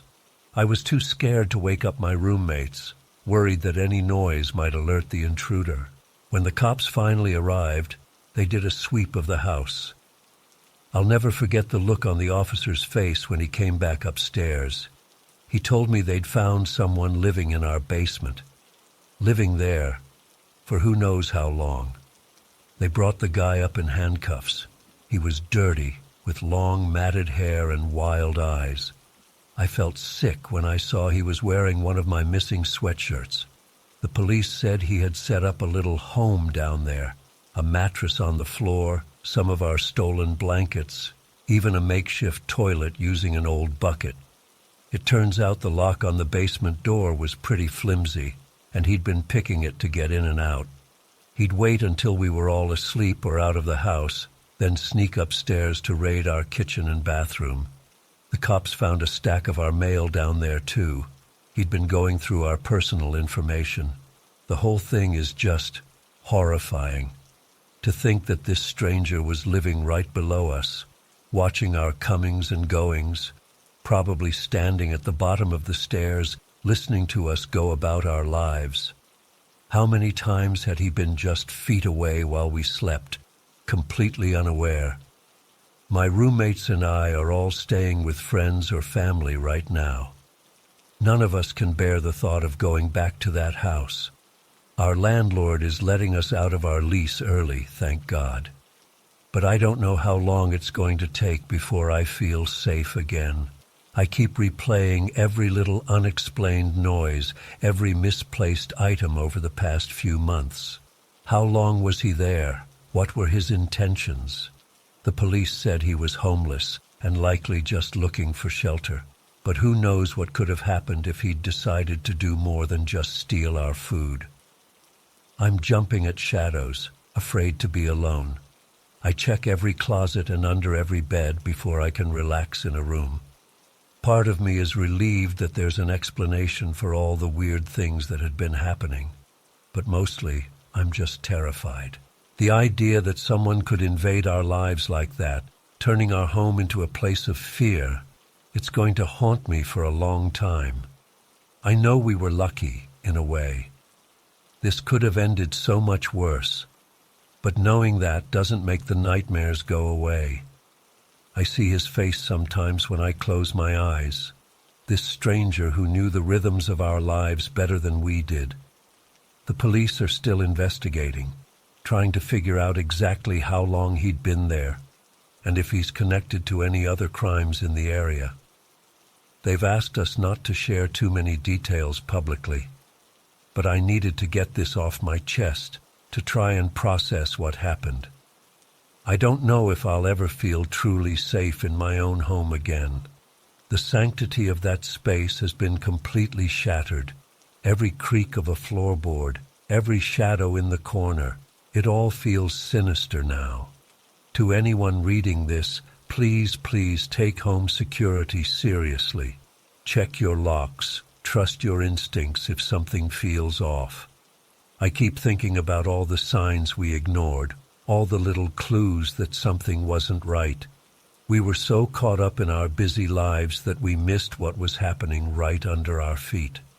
I'm trying to move forward, to not let this experience define me. But it's hard. Every time I come home to an empty house, I find myself paralyzed with fear, unable to shake the feeling that someone might be hiding, waiting. I know logically that he's in jail now, that we're safe. But logic doesn't always win against trauma. My roommates and I are in therapy now, trying to work through the fear and violation we're all feeling. It helps to talk about it, to know we're not alone in this.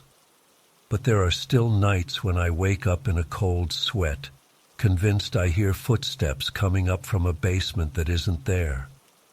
I don't know how long it will take before I feel normal again, before I can walk into a dark room without my heart racing, or eat a meal without wondering if someone watched me prepare it. All I know is that home doesn't feel like home anymore, and I'm not sure it ever will again. To anyone who's experienced something like this, I see you, I hear you, and I'm so sorry. And to everyone else, hug your loved ones, double-check your locks, and never ignore that gut feeling when something seems off. You never know what might be lurking just out of sight. I'm still processing all of this, still trying to make sense of how our lives were so thoroughly invaded. But I'm sharing this as a warning, I guess. Be vigilant, be aware, because you never really know what or who might be hiding in the shadows of your own home.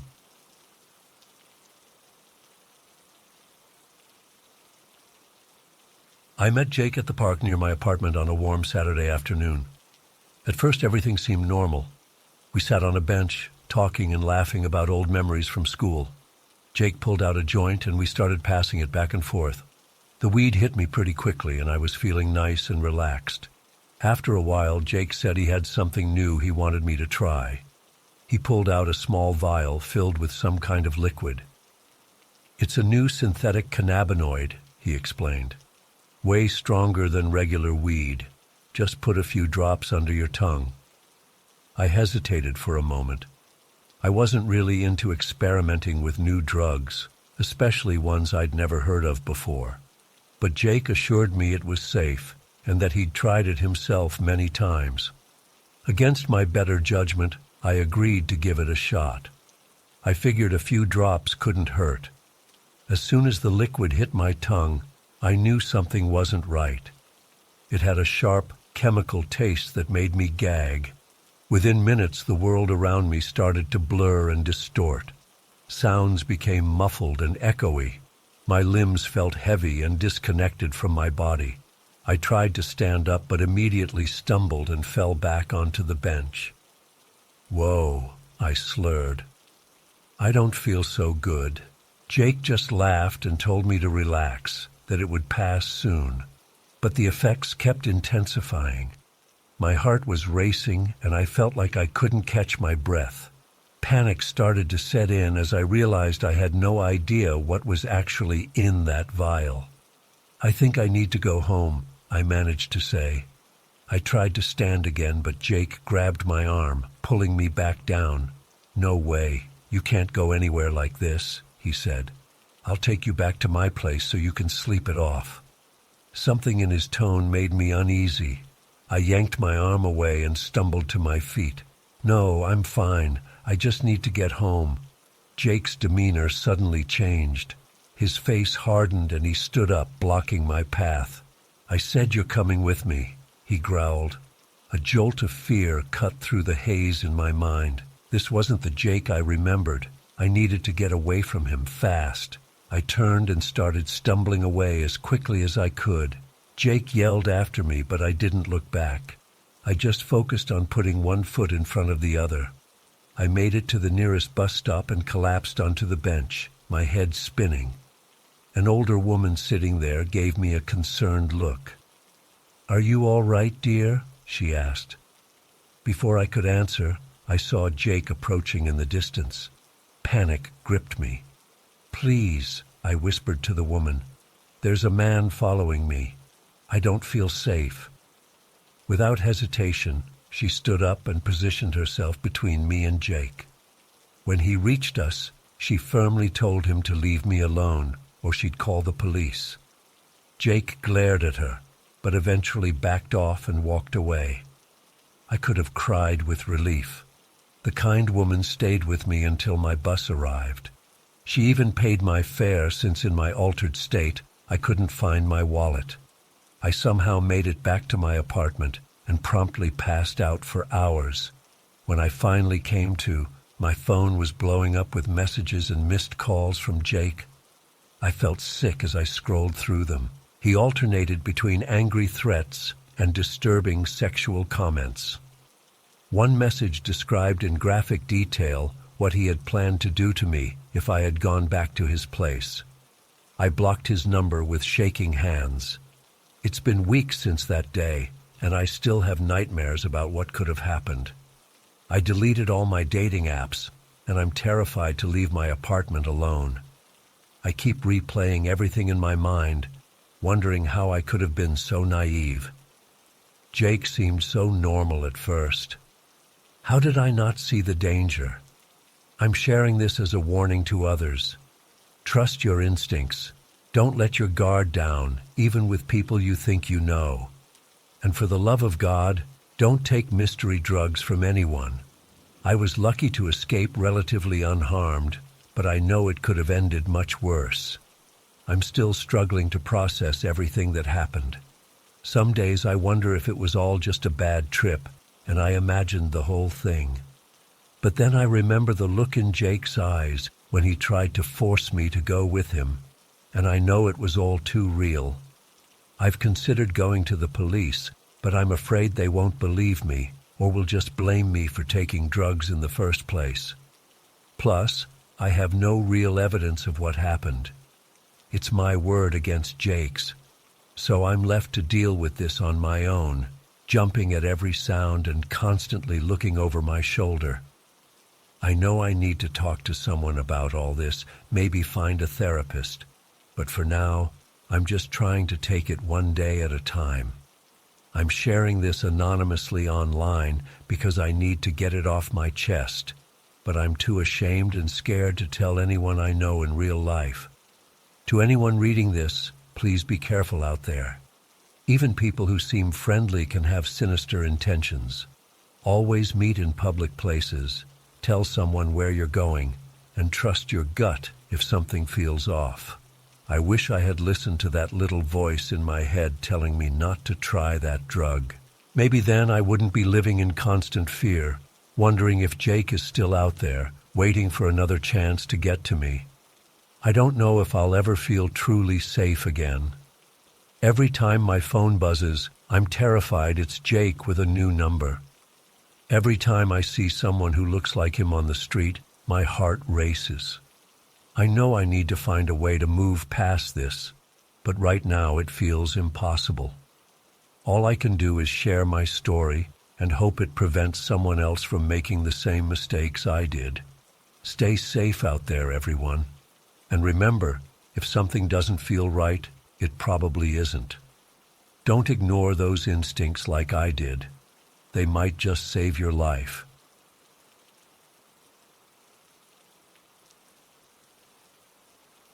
When we arrived, the playground was bustling with activity. Kids were laughing and running around, parents chatting on benches nearby. Tommy immediately ran towards the swings, his favorite. I found an empty bench with a good view and settled in, keeping a watchful eye on him as he played. After about 20 minutes, I noticed a boy I didn't recognize approach Tommy at the swings. He looked to be around 8 or 9 years old, a bit older than the other kids there. Something about him immediately set off alarm bells in my head. His clothes were dirty and disheveled, and he had a strange, almost predatory look in his eyes as he watched the younger children play. I sat up straighter, all my senses on high alert as I observed their interaction. The boy said something to Tommy that I couldn't quite hear. Tommy looked confused at first, then excited. He nodded enthusiastically and hopped off the swing. My heart started racing as I saw them walking away from the main play area towards a more secluded spot with some bushes and trees. I immediately jumped up and power walked over to intercept them. As I got closer, I could hear snippets of their conversation. And Ryan will be there waiting for us. He's going to show us all his cool toys and maybe even let us be in one of his videos, the older boy was saying. My blood ran cold.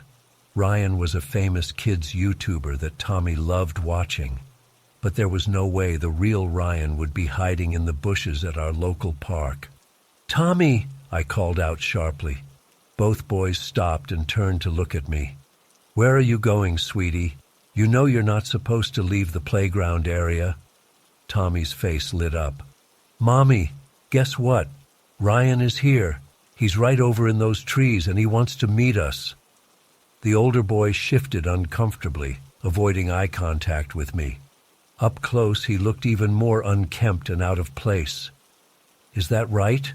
I said, trying to keep my voice calm despite the panic rising in my chest. "And who are you? I don't think we've met before." He mumbled something unintelligible and started to back away. Just then, I spotted a man walking purposefully towards us from across the park. He had a stern expression, and I guessed he must be the boy's father. "Jimmy, there you are," the man said gruffly as he approached. "I've been looking all over for you. What are you doing over here?" The boy, Jimmy, looked down at his feet and shrugged. "Nothing," he muttered. The man turned to me with an apologetic smile. "I'm so sorry if he was bothering you folks. Jimmy here has a habit of wandering off and getting into trouble." "Actually, I'm glad you're here," I said, struggling to keep my voice steady. "I just caught Jimmy trying to lure my son into the woods over there. He was telling him that some famous YouTuber was waiting to meet them." The man's face drained of color. "What? Jimmy, is this true?"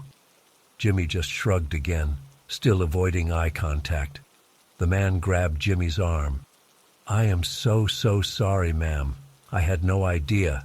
Jimmy's been having some, behavioral issues lately. But this is completely unacceptable. We'll be having a very serious talk about this." As they walked away, I knelt down to Tommy's level. "Honey, you know you're not supposed to go anywhere with strangers, right?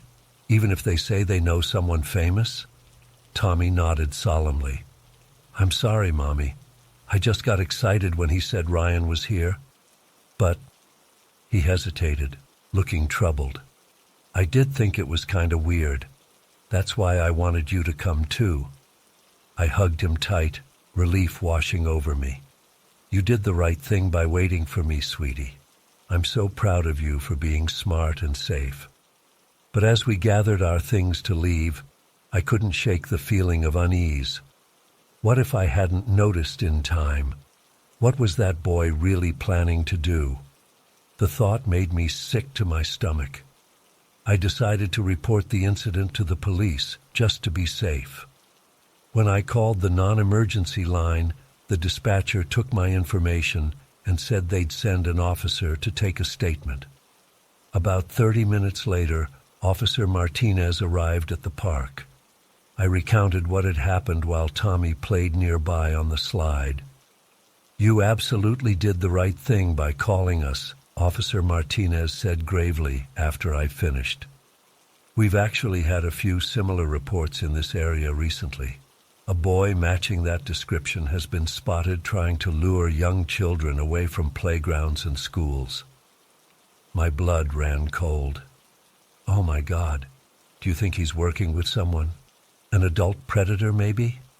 The officer nodded grimly. "It's possible. We're investigating several leads. In the meantime, we'll be increasing patrols in this area.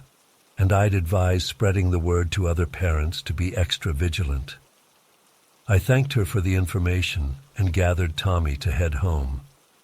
As we walked to the car, I held his hand extra tight. That night, I tossed and turned, unable to sleep. I kept imagining what could have happened if I hadn't been paying such close attention. The thought of my sweet, trusting little boy being led away by a predator made me physically ill. I spent the next day in a fog, jumping at every little sound and constantly checking on Tommy. I knew I was being paranoid, but I couldn't help it. The incident at the park had shaken me to my core. My husband noticed my agitation and suggested we all go out for ice cream to cheer me up. I agreed, thinking some family time might help ease my nerves. As we sat outside the ice cream shop enjoying our cones, I spotted a familiar face across the street. It was Jimmy, the boy from the park. He was alone again, lurking near a group of children playing hopscotch on the sidewalk. Without thinking, I jumped up and marched across the street, leaving my startled husband and son behind. "Hey!" I shouted as I approached Jimmy. He looked up, eyes wide with recognition and fear. "What do you think you're doing? Where are your parents?" He took off running down the street.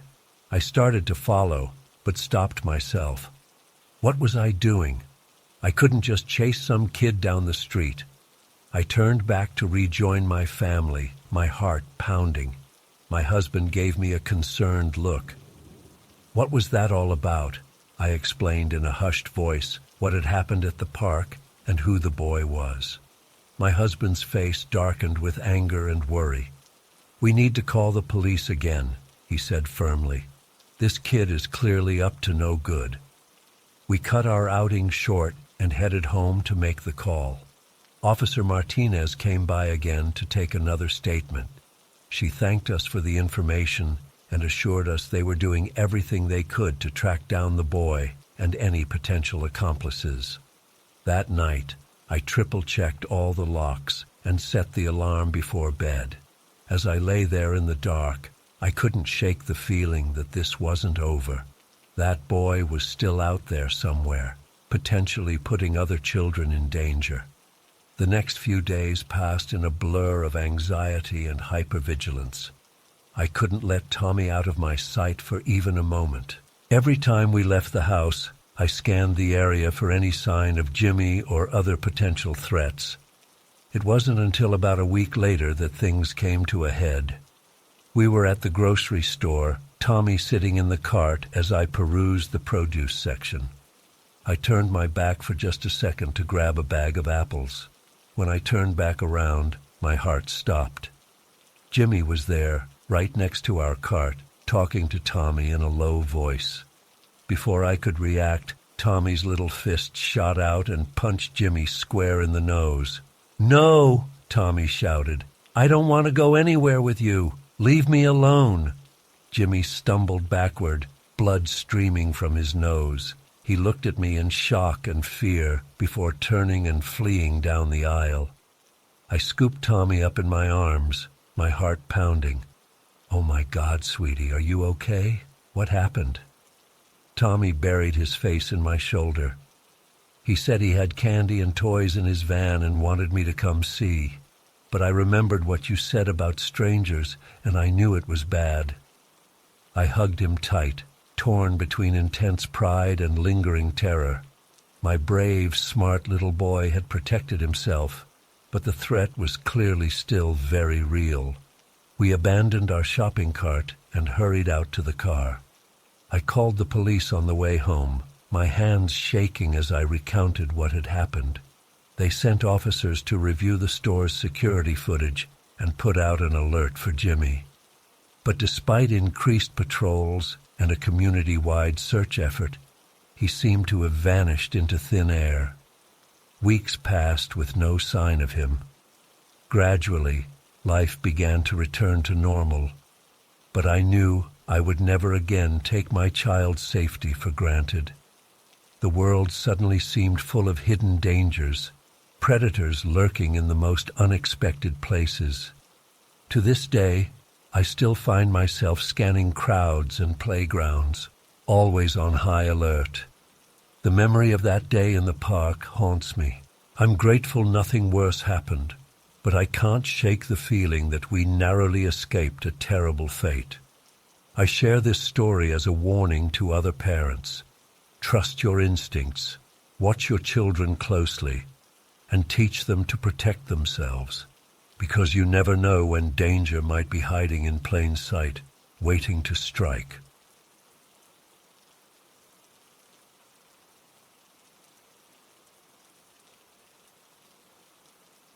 I've been working the front desk at this mid-range chain hotel for about 6 months now.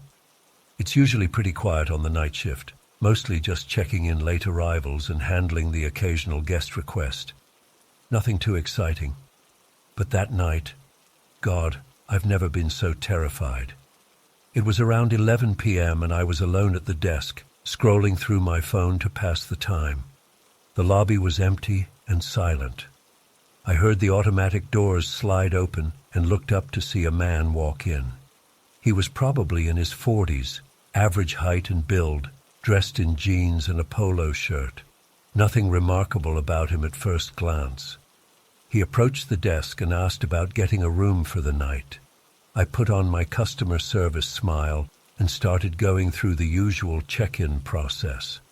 As I was looking up available rooms, he leaned in closer and said in a low voice, "So what's a pretty young thing like you doing working all alone at this hour?" I tensed up a bit but tried to brush it off. I get the occasional flirty comment from guests and usually just ignore it. I kept my eyes on the computer screen and replied with a generic, "Oh, just doing my job." He chuckled and said, "Well, maybe after your shift we could grab a drink and you could show me around town." I felt my heart start to race. This was already going beyond the usual harmless flirting. "Sorry, I have a boyfriend," I said firmly, hoping that would be the end of it. I quoted him the room rate, trying to steer things back to business, but he wouldn't let up. "Come on, your boyfriend doesn't have to know. I bet I could show you a much better time." He reached out and put his hand on my arm. I jerked away, feeling utterly creeped out. "Sir, I'm not interested. Now, would you like the room or not?" I said, struggling to keep my voice steady. His demeanor changed in an instant. His eyes went cold and his lip curled into a sneer. "What? You think you're too good for me? Stuck-up little bitch?" I was shaking now, fumbling to find the silent alarm button under the desk. But before I could reach it, he lunged forward and tried to grab me across the counter. I screamed and stumbled backwards, knocking over my chair. Thankfully, the tall counter stopped him from actually reaching me, but he was half sprawled across it, still grasping for me and spewing vile threats. "I'll teach you to disrespect me. I'll find out where you live, you little slut." I was frozen in terror, backed up against the wall. My mind was racing. Should I run? Try to fight him off? I was certain he was going to climb over the desk at any second. Just then, I heard the doors open again. A family with 2 small kids walked in, stopping short at the scene before them. The man immediately scrambled off the desk and bolted for the exit, shoving past the stunned family. I burst into tears, sliding down the wall as my legs gave out. The mother rushed over to check on me while the father called the police. It took me several minutes to calm down enough to explain what had happened. The police arrived quickly and took my statement. They reviewed the security camera footage, which had captured the whole horrifying encounter. I found out later that they were able to identify the man from his license plate as he sped out of the parking lot. My manager came in and was incredibly supportive. She arranged for another employee to cover the rest of my shift and drove me home herself. The hotel banned that man for life and pressed charges against him. I'm still shaken up by the whole thing. I can't stop thinking about what might have happened if that family hadn't walked in when they did. I'm seeing a therapist to work through the trauma, but I still get anxious every time I have to work alone. I know most hotel guests are perfectly nice, normal people, but now I'm always on edge, wondering if the next person who walks in might be another creep or worse. I'm considering looking for a new job with better security. No paycheck is worth putting myself at risk like that again. I'm sharing this as a warning to other young women working in customer service, especially in isolated settings. Trust your instincts if someone is making you uncomfortable. Don't be afraid to be firm in shutting down inappropriate behavior. And please make sure you know where all the emergency buttons and exits are.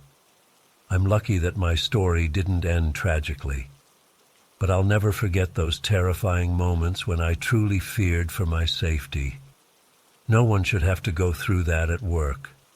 I hope that by speaking out, I can help raise awareness and maybe prevent someone else from experiencing what I did.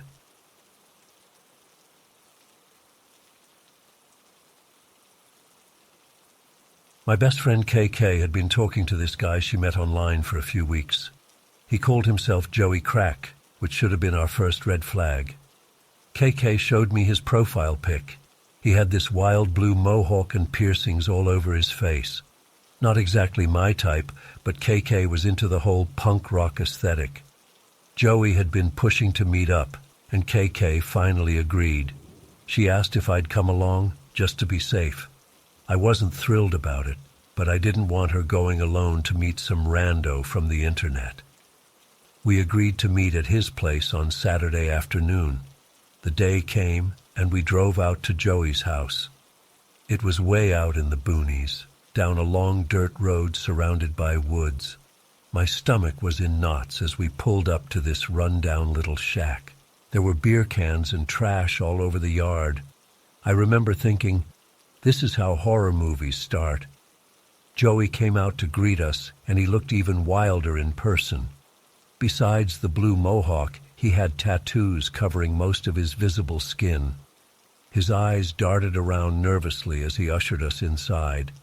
The house was a total mess, clothes and garbage everywhere, old food containers piled up. It reeked of weed and stale beer. We sat down in the living room, and Joey started rambling about some band he was in.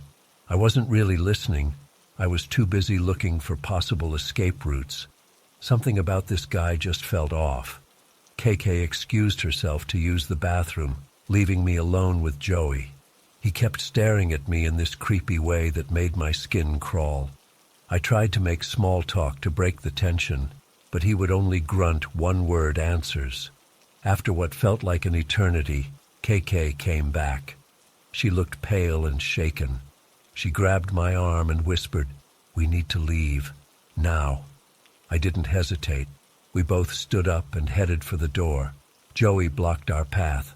"Where are you ladies going? The party's just getting started." He had this maniacal grin that sent chills down my spine. I noticed he was holding something behind his back. KK spoke up, her voice trembling. "Joey, I saw the messages on your phone. I know what you're planning. Let us go, or I'm calling the cops." His face contorted with rage. "You stupid bitch! You weren't supposed to see that!" He lunged forward, brandishing a knife. I don't know where I found the courage, but I grabbed a nearby lamp and swung it at his head. It connected with a sickening crack, and Joey crumpled to the floor. We bolted for the door, our hearts pounding. As we ran to the car, I heard Joey yelling and stumbling after us.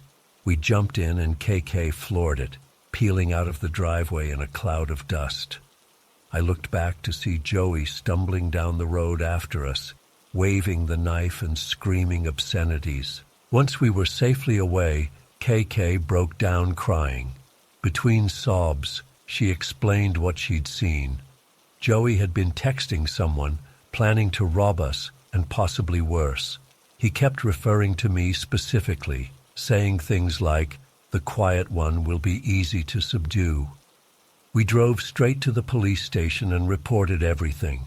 They took our statements and said they'd investigate. We were both shaken to the core, barely speaking on the drive home. The next few days were a blur of anxiety and sleepless nights. I kept replaying the incident in my mind, imagining all the horrible ways it could have ended. KK and I stuck close together, too scared to be alone.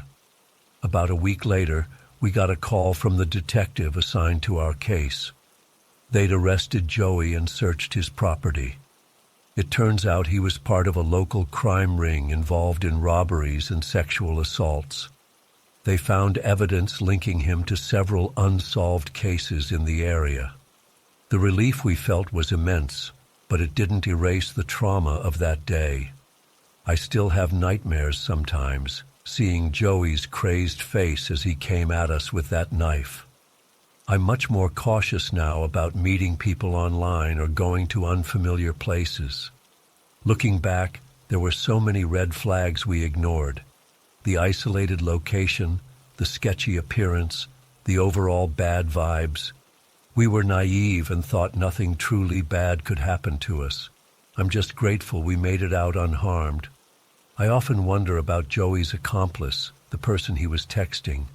Were they waiting nearby, ready to spring the trap? How many other victims had fallen prey to their schemes? The thought still makes me shudder. This experience taught me to trust my instincts. If something feels off, it probably is. Don't ignore those gut feelings just to be polite or avoid awkwardness. It's better to seem rude than to end up in a dangerous situation. I'm sharing this story as a warning to others. Be careful who you trust, especially online. Always meet new people in public places and let others know where you're going. And if you ever find yourself in a situation that feels wrong, don't hesitate to get out of there immediately. KK and I are still close, but our friendship was tested by this ordeal. We had to work through feelings of guilt and blame. Her for arranging the meeting, me for agreeing to go along with it. Therapy has helped us process the trauma and move forward. Sometimes I think about how differently things could have gone if KK hadn't seen those messages, or if I hadn't managed to hit Joey with the lamp. We could have become just another statistic, another unsolved case. The thought still gives me chills. I'm more vigilant now, always aware of my surroundings and potential dangers. Some might call it paranoia, but I see it as a necessary survival skill. You never know when you might encounter someone like Joey Crack. In the years since, I've heard similar stories from other women who narrowly escaped dangerous situations. It's horrifying how common these experiences are. I feel a responsibility to speak out and warn others, which is why I'm sharing my story here. To anyone reading this who might be in a similar situation, trust your instincts. If something feels off, it probably is. Don't worry about being polite or hurting someone's feelings. Your safety is more important than anything else. I still struggle with anxiety and PTSD from that day. Loud noises make me jump, and I'm always on edge in unfamiliar places. But I'm working through it, day by day. Sharing my story is part of that healing process. I hope that by speaking out, I can help prevent others from going through what KK and I experienced.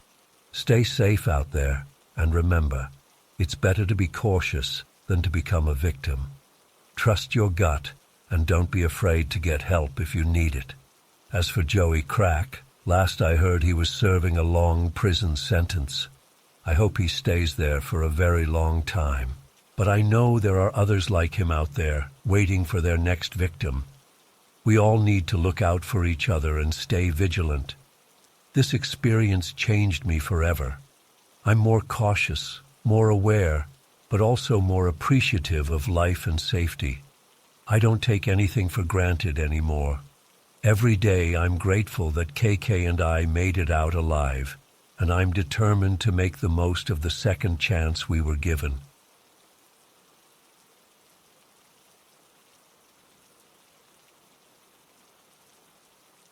The night of the get-together, my husband Tom and I showed up at their house right on time, bottle of wine in hand. I rang the doorbell, excited but a bit nervous to be socializing with new people. The door swung open, and I let out an involuntary shriek. Standing there grinning at us were two figures wearing terrifying clown masks. Not just any clown, but the creepy Pennywise clown from the IT movies. My heart was racing as I stumbled backward, nearly falling off their front step. "Whoa, easy there," said a muffled voice from behind one of the masks. The figure reached up and pulled off the rubber mask, revealing Mike's laughing face underneath. "Sorry about that. Couldn't resist a little scare." His wife Jenny removed her mask as well, both of them chuckling at my reaction. I forced a weak smile, trying to slow my breathing. "Oh gosh, you really got me there," I said, attempting to laugh it off. But inside I was shaken. They had no way of knowing, but I've had an intense phobia of clowns since childhood. Just seeing those leering white faces with the red noses and sinister grins makes my skin crawl. Tom squeezed my hand reassuringly as we stepped inside. I was trying to calm myself down, reminding myself it was just a silly prank, but I couldn't shake the unsettled feeling in my stomach as we made awkward small talk in their living room. Mike and Jenny kept the masks sitting on the coffee table, those creepy eyes seeming to stare right at me. We cracked open some beers and set up the first board game, some strategy game I'd never heard of before. As we started playing, I noticed Mike and Jenny exchanging odd glances and smirks. Their jokes and comments had a mean-spirited edge that made me increasingly uncomfortable. At one point, Mike suddenly slipped his clown mask back on, leaning in close to my face and cackling in a high-pitched voice. I flinched away, my hands shaking so badly I knocked over my drink. "Oh, what's wrong? Don't you like clowns?" Jenny said in a mocking tone, reaching for her own mask. I stammered out something about needing to use the bathroom and practically ran down the hall, locking myself in and trying not to hyperventilate. What the hell was wrong with these people? This was going way beyond a harmless prank. When I emerged a few minutes later, Tom gave me a concerned look. I could tell he was picking up on the weird vibe too. We tried to salvage the evening, making stilted conversation as we half-heartedly continued the game. But Mike and Jenny's behavior only got stranger.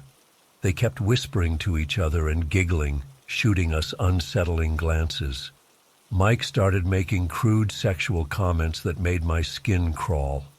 Jenny was getting visibly drunk, slurring her words and being overly touchy with Tom in a way that made us both squirm. At one point, I got up to get a glass of water from the kitchen.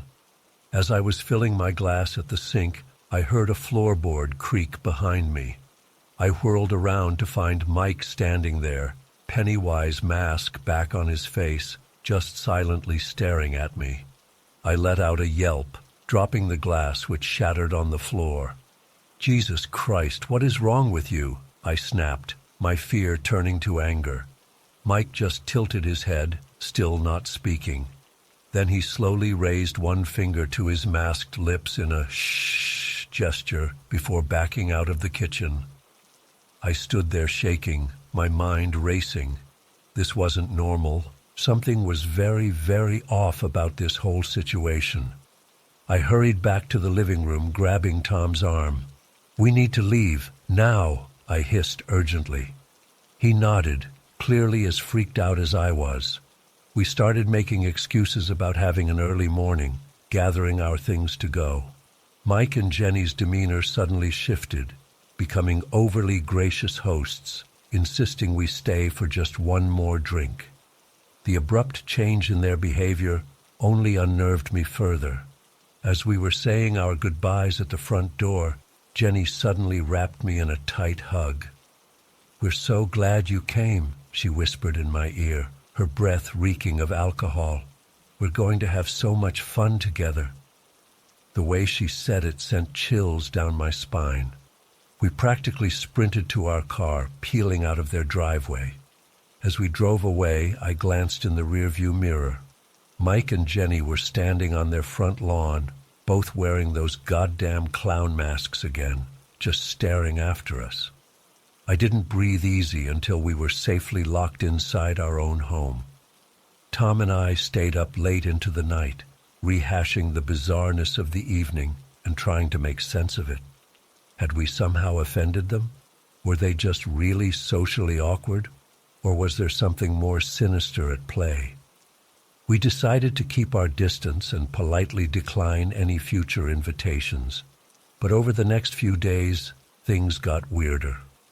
Mike started texting Tom constantly, sending strings of nonsensical emojis or cryptic messages like, "We know what you did." Jenny Friend requested me on every social media platform, liking and commenting on posts from years ago. We started noticing their car frequently parked on our street, even though they lived across town. The final straw came when I was walking home from the grocery store and spotted a familiar figure standing motionless on the corner, wearing that nightmare-inducing clown mask. My blood ran cold as I quickened my pace, fumbling for my keys. As I glanced back, the figure slowly raised its arm, pointing directly at me. That was it. We blocked their numbers, locked down our social media, and even filed a police report just to have it on record. We've been jumping at every sound, constantly looking over our shoulders. I wake up in a cold sweat from dreams of leering clown faces. We're seriously considering moving again, even though we just got here. I can't explain what happened that night or why these people fixated on us. Was it all an elaborate, cruel prank? Are they dangerous or just incredibly socially inept? Sometimes I try to convince myself I imagined or exaggerated parts of it. But then I remember those dead eyes of the mask staring at me, that finger pointing my way, and the fear comes rushing back. I don't know if I'll ever feel safe in this town again. I find myself scanning every face I pass on the street, terrified of seeing that white grease paint and red nose. All I know is that I'll never accept an invitation from strangers again. You never know what kind of monsters might be hiding behind a friendly smile or a clown's mask.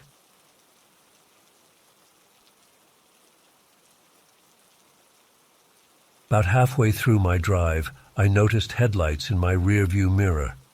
At first, I didn't think much of it, just another car heading home late. But as the minutes ticked by, I realized the car behind me was getting closer and closer. Its high beams were on full blast, flooding my mirrors with blinding light. My heart started to race. This didn't feel right. I sped up a little, hoping they'd back off, but the car stayed right on my tail. I could barely see the road ahead of me now because of the glare. My palms were sweating as I gripped the steering wheel. Suddenly, the car behind me swerved into the oncoming lane and pulled up alongside me. I caught a glimpse of two men inside, but couldn't make out their faces. Before I could react, they slammed into the side of my car, sending me careening off the road. Everything was a blur of motion and screeching metal. My car spun out of control, rolling over once before crashing into the trees lining the road. For a moment, all I could hear was ringing in my ears and my own ragged breathing. I was dazed, but adrenaline kicked in as I realized I needed to get out of there fast. I fumbled with my seatbelt, my hands shaking. As I finally managed to free myself, I heard car doors slamming shut nearby. Heavy footsteps crunched on broken glass. Two men were approaching my wrecked car, speaking in low voices. Their accents sounded Eastern European, maybe Russian or German, I couldn't tell. But I knew they weren't here to help. Pure terror shot through me. I had to run, now. I kicked out what was left of my shattered driver's side window and scrambled out. Pain lanced through my body, but I ignored it. The men shouted something behind me as I took off into the woods bordering the road. I ran blindly through the pitch-black forest, branches whipping my face and roots threatening to trip me with every step. But I didn't dare slow down. I could hear them crashing through the underbrush behind me, getting closer. My lungs were on fire. I wanted to scream for help, but I couldn't spare the breath. Besides, who would hear me out here? We were miles from the nearest house. I don't know how long I ran. It felt like hours, but was probably only minutes. Eventually, I couldn't hear my pursuers anymore. I slowed to a stop, gasping for air and straining my ears for any sound of them. Nothing. Just the normal nighttime noises of the forest. I stayed hidden in the woods for what felt like an eternity, too terrified to move. Finally, I heard sirens in the distance. Someone must have seen the wreck and called for help. Cautiously, I made my way back towards the road. When I emerged from the tree line, I saw police cars and an ambulance at the scene of the crash. My legs nearly gave out from relief. I stumbled towards the flashing lights, probably looking like a mess. The paramedics rushed over to check me out while I tried to explain to the police what had happened. But when they searched the area, they found no sign of the other car or the two men. It was like they'd vanished into thin air. The cops seemed skeptical of my story at first. I'm sure I sounded crazy, rambling about mystery men running me off the road and chasing me through the woods. They took me to the hospital to get checked out. Amazingly, I only had some cuts and bruises. The doctors said it was a miracle I wasn't more seriously hurt in the crash. As I lay in the hospital bed that night, I couldn't stop replaying it all in my mind. Who were those men? What did they want with me? The whole thing felt surreal, like a nightmare I couldn't wake up from. The police investigated, but never found any leads. No one else had seen the other car. There were no traffic cameras in that area. It was like the whole thing never happened. But I know what I saw, what I experienced. Those men were real, and they were trying to get me for some reason. It's been months now, and I still have no answers. I've gone over every detail 1,000 times, trying to make sense of it. Was it a case of mistaken identity? Did they think I was someone else? Or was I specifically targeted?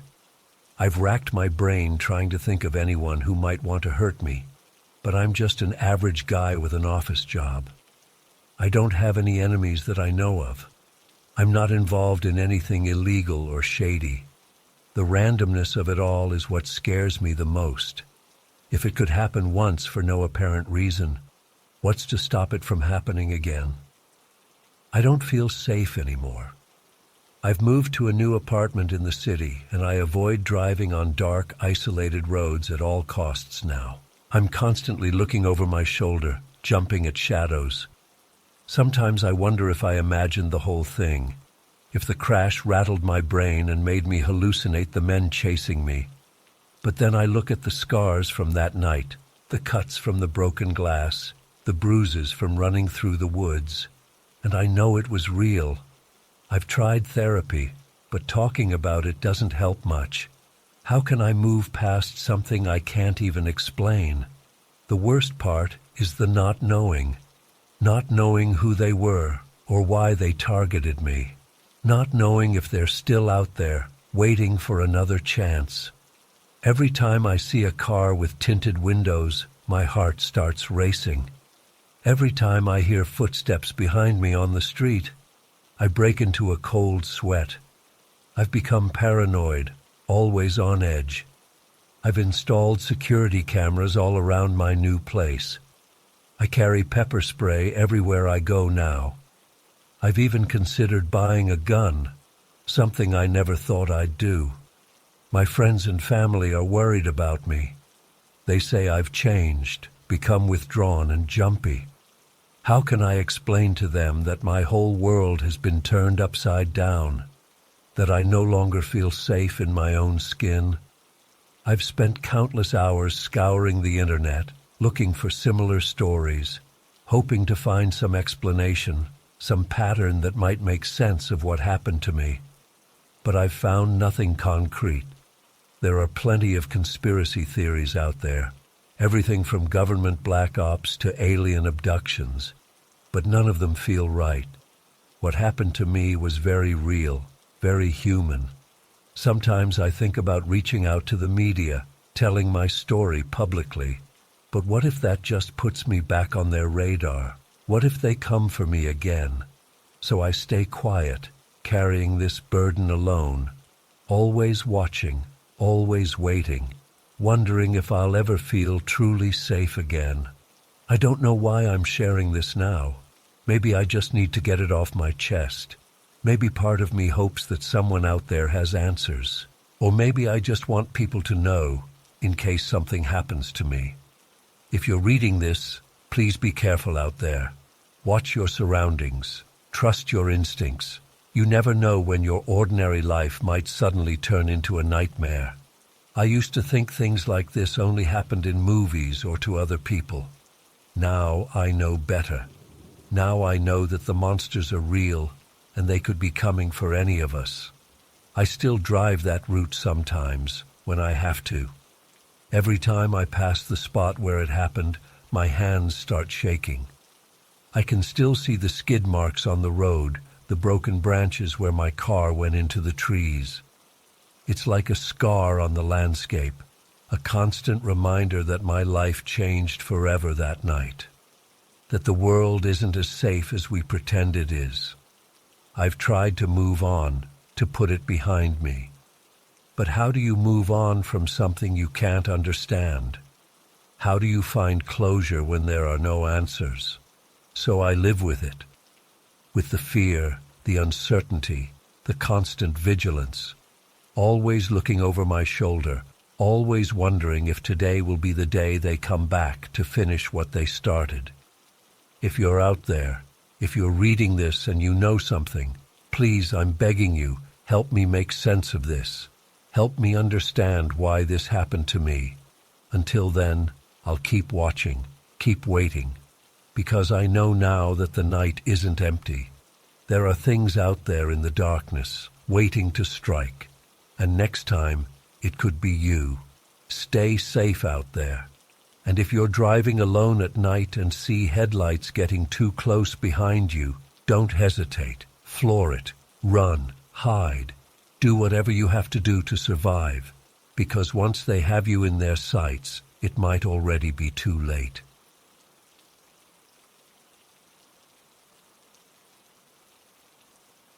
I was so excited for my first big solo road trip from Brawley to San Francisco. At 23, I finally felt ready to tackle the long 10-hour drive through the desert. I mapped out the quieter back route, thinking it would be a nice scenic drive without too much traffic. Man, was I wrong about how that trip would go. I set out early in the morning, my old Honda Civic packed with snacks and good tunes. The first few hours went smoothly as I cruised along the empty desert highway. The vast expanses of sand and scrub brush were beautiful in their own stark way. I was feeling pretty good, windows down and music blasting. But as the day wore on, I started to get a bit uneasy. I hadn't seen another car in hours, and the endless emptiness was starting to feel oppressive rather than freeing. My gas gauge was creeping towards empty, too. I kept scanning the horizon for any sign of a town or gas station, but there was nothing but desert in every direction. Just as I was seriously starting to worry about running out of gas, I spotted something in the distance. As I got closer, I realized it was a police car parked on the shoulder. Thank God, I thought. Even if they couldn't give me gas, at least I could get help or directions. I pulled up behind the police car and got out, calling out a hello. But as I approached, I realized something was off. The car was covered in a layer of dust and sand, like it had been sitting there for a while. And there was no one inside. A chill ran down my spine. Why would a police car be abandoned out here in the middle of nowhere? I looked around, suddenly hyper-aware of how utterly alone I was. The silence was deafening. That's when I noticed him. A man, standing about 50 yards away in the desert. He was facing away from me, completely motionless. Something about the way he was standing there sent alarm bells ringing in my head. I called out, "Hello? Are you okay?" My voice sounded small and scared in the vast emptiness. Slowly, so slowly, the man turned to face me. I'll never forget what I saw. He was covered head to toe in sand and dirt, like he'd been buried alive and just clawed his way out of the ground. His clothes were tattered and caked with grime. But it was his eyes that really got to me, wild and staring, filled with a desperation that made my blood run cold. For what felt like an eternity, we just stared at each other. I was frozen in place, heart pounding. I knew I should run, get back in my car and floor it, but I couldn't move a muscle. Then, in the blink of an eye, he was gone. I mean literally gone. 1 second he was there, the next he had vanished into thin air. I spun around frantically, searching for any sign of him, but there was nothing, just endless desert in every direction. I don't know how long I stood there in shock before I heard the sound of an engine approaching. A real police car pulled up, lights flashing. The officer got out, looking concerned. "Everything all right here?" he asked, eyeing me and the abandoned police car. I tried to explain what had happened, my words tumbling out in a panicked jumble. The officer listened with a skeptical expression. "Probably just a mirage," he said dismissively. "The heat out here can play tricks on your mind. As for this car, we've been looking for it. Went missing a few weeks back." I protested that it wasn't a mirage, that the man had been real. The officer's expression darkened. "Look, kid, whatever you think you saw, just forget about it, all right? Nothing good ever comes from poking around in the desert. For all we know, someone was out here burying bodies." He said it like it was a joke, but there was an edge to his voice that made me think he wasn't entirely kidding. He gave me some gas from a can in his trunk and sent me on my way with a stern warning not to stop out here again. I drove the rest of the way to San Francisco in a daze, jumping at every shadow. I've tried to rationalize what happened that day. Maybe it was just the heat, or my imagination running wild. But deep down, I know what I saw was real.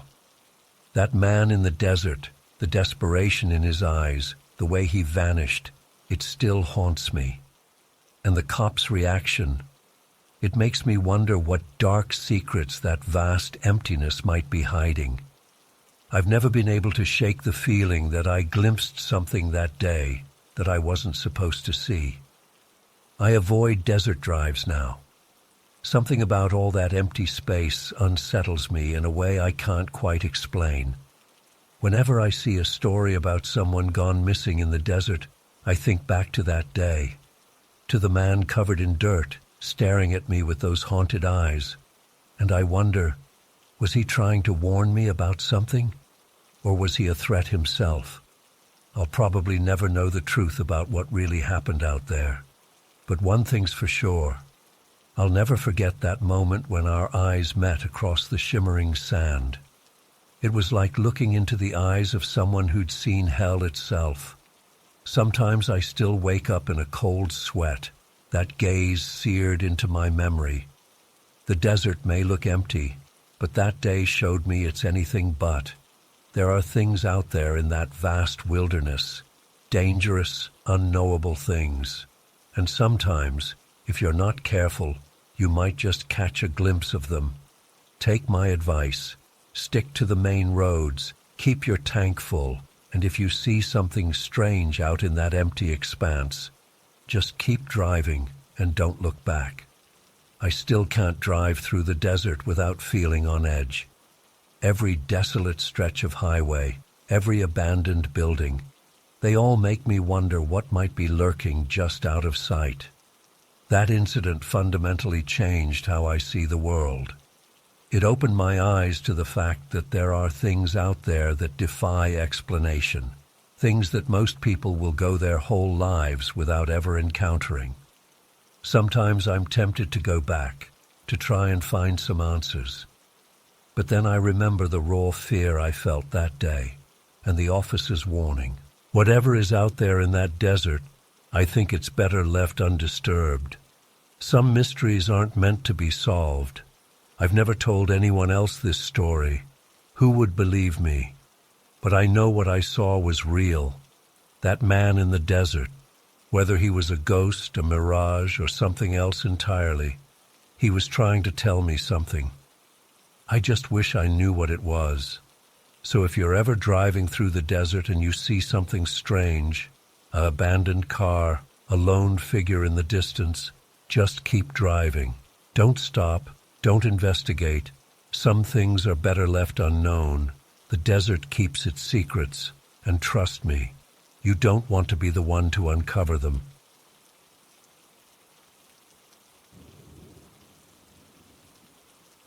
It was around 9 p.m. when I first heard it, the soft crunch of footsteps in the snow outside.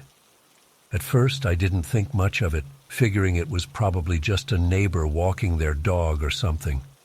But then I realized the footsteps seemed to be getting closer to our house. My heart started beating faster as I muted the TV and listened intently. The footsteps definitely sounded like they were coming up our front walkway now. I peered out the window, but couldn't see anyone through the falling snow. Then, suddenly, there was a loud knock at the front door that made me jump. "Hello?" A muffled male voice called out. "Is anyone home?" I froze, not sure what to do. My mom had always warned me not to open the door for strangers when I was home alone. But what if someone needed help? "Please, I need to use a phone," the voice called again, sounding urgent.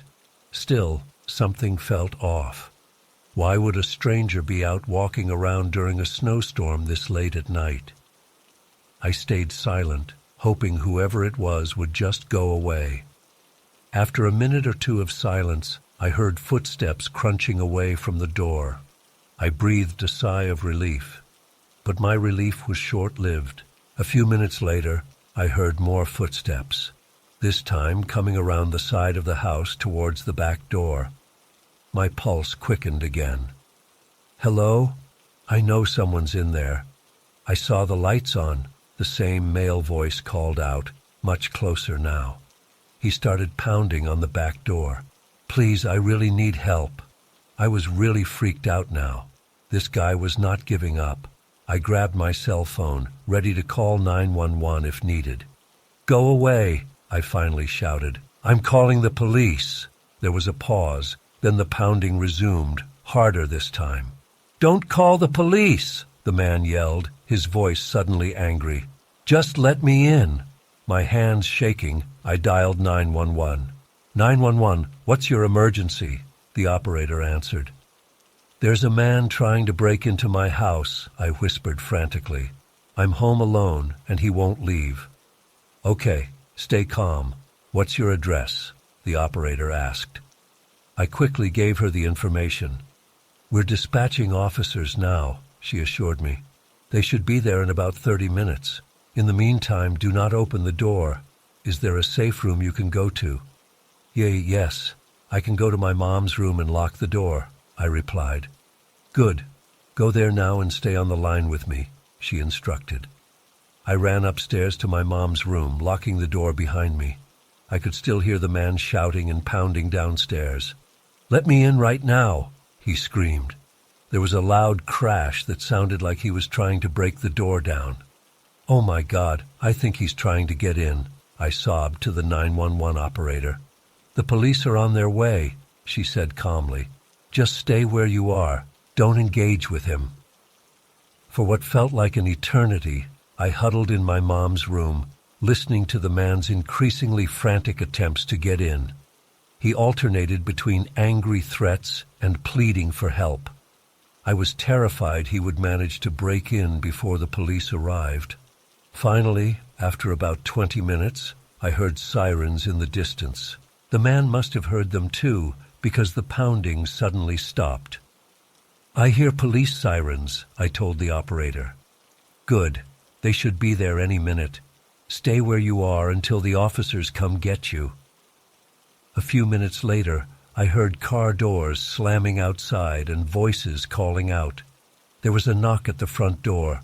"Police! Is anyone home?" Shaking with relief, I ran downstairs and let the officers in. They did a thorough search of the house and surrounding property, but found no sign of the man, just some footprints in the snow leading away from the house. The officers took my statement and looked for any evidence the man may have left behind. They were baffled by the incident. "It's strange," one officer said. "Usually in cases like this, the person is clearly trying to rob the place, but nothing was taken or damaged, and if he really needed help, why get so aggressive? Very odd."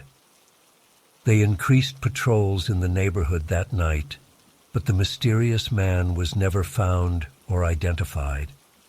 To this day, I still don't know what his true intentions were. Was he a stalker who had been watching me? A burglar who got spooked? Or just a desperate person who really did need help and got frustrated? I'll probably never know for sure. But that night left me shaken for a long time. I had trouble sleeping alone in the house after that. Every creak or sound outside would send my heart racing. It's been years now, but I still get a chill whenever I think back to that snowy night. The footsteps in the snow, the pounding at the door, the angry shouts. The not knowing is almost worse than if I'd found out he was just a regular criminal. Sometimes I wonder if he's still out there somewhere, if he remembers that night too, if he ever thinks about the terrified teenage girl whose house he tried to enter. I hope I never find out. I'm just grateful nothing worse happened. But that experience taught me to always trust my instincts, even if it means seeming rude or paranoid. Better safe than sorry when you're dealing with a potential threat. And I never stay home alone during snowstorms anymore if I can help it.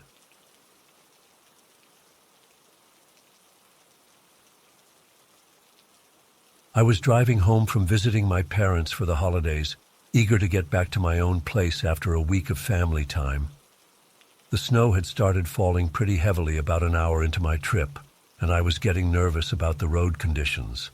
I kept telling myself I should have left earlier, before the storm hit, but it was too late for that now. As night fell, the snow was coming down in thick, heavy flakes that made it hard to see more than a few feet in front of my car. I slowed way down, gripping the steering wheel tightly as I tried to stay in my lane.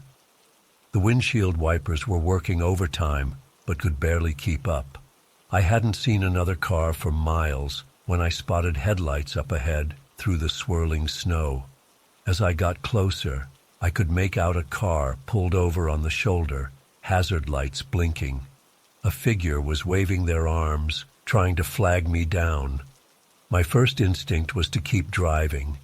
It was dangerous to stop on a night like this, and I really just wanted to get home. But I felt a pang of guilt at the thought of leaving someone stranded in this weather. What if it was me broken down out here? I'd want someone to stop and help. Against my better judgment, I slowly pulled over behind the other car. I left my engine running and headlights on as I cautiously got out. The wind immediately whipped snow into my face, and I pulled my coat tighter around me. A man rushed over, looking relieved. "Oh, thank God, I've been out here for hours. My car won't start and I have no cell service. Could you help me push it to get it going?" I hesitated, still wary. "What's wrong with it exactly?" "I'm not sure, it just died on me. If we can get it rolling, I might be able to pop the clutch and get it started again. I just need a push to get some momentum." It seemed plausible enough, and I didn't want to leave the poor guy stranded out here all night if all he needed was a quick push. "All right, let me just grab my gloves from the car." As I turned back toward my vehicle, movement caught my eye. 3 more men had emerged from the supposedly broken-down car and were quickly spreading out to surround me. My heart started racing as I realized I'd walked right into a trap. "Hey now, let's all stay calm," one of them said, his tone menacing despite the words. "Just hand over your keys and wallet, and you can be on your way." I looked around frantically, trying to gauge my options. They had me cut off from my car. Even if I could get to it, they'd be on me before I could get the door shut. Fighting was out of the question. It was 4 against 1, and they looked like tough guys. "Come on, man. Don't make this harder than it needs to be," another one growled, taking a step closer. In that moment, fueled by fear and adrenaline, I made a split-second decision. I feinted left, then sprinted right, barreling straight for the guy blocking my path to my car. He wasn't expecting it, and I managed to slam into him full force, knocking him off balance. I heard angry shouts behind me as I dove for my still-open car door. I threw myself inside and slammed it shut, just as one of them reached it, yanking futilely on the handle. My hands were shaking so bad I could barely get the key in the ignition. The engine roared to life and I stomped on the gas, tires spinning in the snow before finally gaining traction. As I accelerated away, I felt a sickening thump and bump. In my rearview mirror, I saw one of the men sprawled in the snow behind me. I must have hit him as I peeled out. Heart pounding, I sped down the dark highway as fast as I dared in the treacherous conditions. I kept expecting to see headlights appear behind me in pursuit, but there was nothing but swirling snow in my mirrors. After about 20 minutes of white-knuckle driving, I came upon a small town and pulled into the first gas station I saw. My legs felt weak and shaky as I stumbled inside, probably looking like a madman with my wild eyes and snow-caked clothes. "I need to call the police," I blurted to the startled clerk. "There are guys back there. They tried to rob me. I think I hit one of them with my car." The clerk, looking alarmed, handed me the store phone. I called 911 and haltingly related what had happened to the dispatcher. They said they'd send a patrol car out to check the area and took down my information. I paced anxiously around the store while waiting for the police to arrive, jumping at every sound. When they finally showed up about 30 minutes later, I gave my statement again, describing the incident in as much detail as I could remember. The officers were sympathetic, but not particularly optimistic. "We'll certainly look into it, but with this weather and how much time has passed, I wouldn't get my hopes up about finding anything," one of them told me. These sorts of highway robbery setups aren't uncommon, unfortunately. Usually by the time anyone reports it, the perpetrators are long gone. They took down my contact info and said they'd be in touch if they found anything. But I could tell from their demeanor that they didn't expect much to come of it. I got the impression they viewed it as just another routine report to file away. I asked if it was safe for me to continue on home or if I should find a place to stay in town for the night.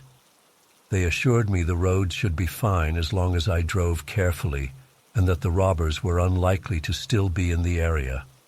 So I set off again, though I was so keyed up I could barely focus on the road. Every set of headlights made me flinch. I kept replaying the incident in my mind, second-guessing my actions. Should I have just given them my wallet? What if I'd seriously injured or killed that guy I hit? Would the police really investigate or just forget about it? When I finally made it home, I was exhausted but too wired to sleep. I double-checked all my locks and left lights on all over the apartment. Every noise made me jump. In the days that followed, I kept expecting to hear back from the police, but no call ever came. I obsessively searched local news sites for any reports of bodies found or arrests made, but there was nothing. Part of me was relieved. Maybe I hadn't hit that guy as hard as I thought. Maybe they all got away unscathed, and I didn't need to feel guilty. But another part of me was frustrated and angry at the lack of closure. These guys had tried to rob me, maybe worse, and they were just getting away with it? I found myself growing paranoid, always looking over my shoulder when I was out. I started taking alternate routes home from work, varying my schedule. For weeks I had nightmares about being surrounded by shadowy figures on a snowy road. The incident faded with time, but never fully left me. To this day, years later, I still get a chill down my spine when I see a broken-down car on the side of the road. I want to be the kind of person who stops to help others in need. But that night taught me a hard lesson about the dangers that can lurk in unexpected places. I don't know if those men were ever caught, or if they went on to victimize others. I don't know what became of the man I hit with my car.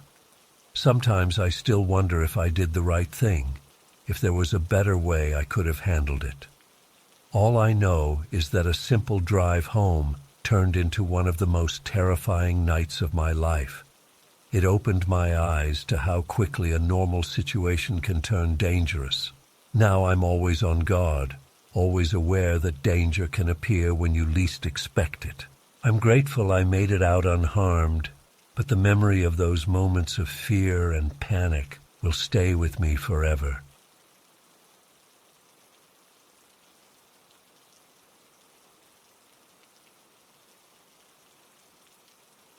Around 9 p.m., I heard a loud thump coming from the roof. At first I tried to ignore it, figuring it was just snow sliding off or a branch falling. But then I heard it again and again. It wasn't rhythmic, but it kept happening every few minutes. My nerves started to fray. What the hell was making that noise? I tried to focus on my book, but I couldn't concentrate. Every time I heard another thump, I'd jump. After about 20 minutes of this, I couldn't take it anymore. I had to investigate. I threw on my coat and boots and headed outside, grabbing a flashlight on my way out. The snow was really coming down now, already a few inches deep. I crunched through it as I circled the house, shining my light up at the roof. At first I didn't see anything unusual, but then I got to the back of the house and stopped short. The snow on the roof was wrong. On one side, it was piled up like normal, but the other side was completely bare, like not a single snowflake had landed there. The line dividing the snowy and clear sections was unnaturally straight. I stood there for a long moment, trying to make sense of what I was seeing. How was this possible? Had someone cleared half the roof? But why? And how had they done it so precisely? A gust of wind hit me and I shivered, suddenly very aware of how exposed I was out here in the dark. The hairs on the back of my neck stood up. I had the distinct feeling I was being watched. I hurried back inside, locking the door behind me. My heart was pounding as I hung up my coat. The house felt different somehow, colder, less safe. I decided to do a walkthrough just to ease my mind. Everything seemed normal as I moved through the living room and kitchen. But when I got to the hallway, I froze. There were wet footprints on the hardwood floor. They weren't mine. I had taken off my snowy boots by the door. These prints were bigger, and they led from the back door towards the bedrooms. Panic gripped me. Someone was in my house. I wanted to run, to get out of there immediately. But I was paralyzed with fear. My legs wouldn't move. After what felt like an eternity, I managed to take a shaky step backwards. That's when I saw movement out of the corner of my eye. I whipped my head towards the guest bedroom. Through the doorway, I caught a glimpse of a dark figure passing by the window. Just for a split second, and then it was gone. I ran. I sprinted for the front door, fumbling with the locks with trembling hands. As soon as I got it open, I bolted outside into the snow. I didn't stop running until I reached my neighbor's house. They called the police for me. I was too shaken up to even speak at first. When the officers arrived, I managed to stammer out what had happened. They searched the house but found no sign of an intruder. The footprints in the hallway had already dried up. The police were sympathetic but didn't have much to offer. They said the house's location made it an easy target. There were trees close to the building that provided access to the roof. They'd increased patrols in the area, but that was about all they could do. I ended up staying with my neighbors that night. I couldn't bear the thought of being alone in that house. The next day, I had all the locks changed and installed a security system. But it didn't make me feel any safer. For weeks afterwards, I was on edge constantly. Every creak of the house settling made me jump.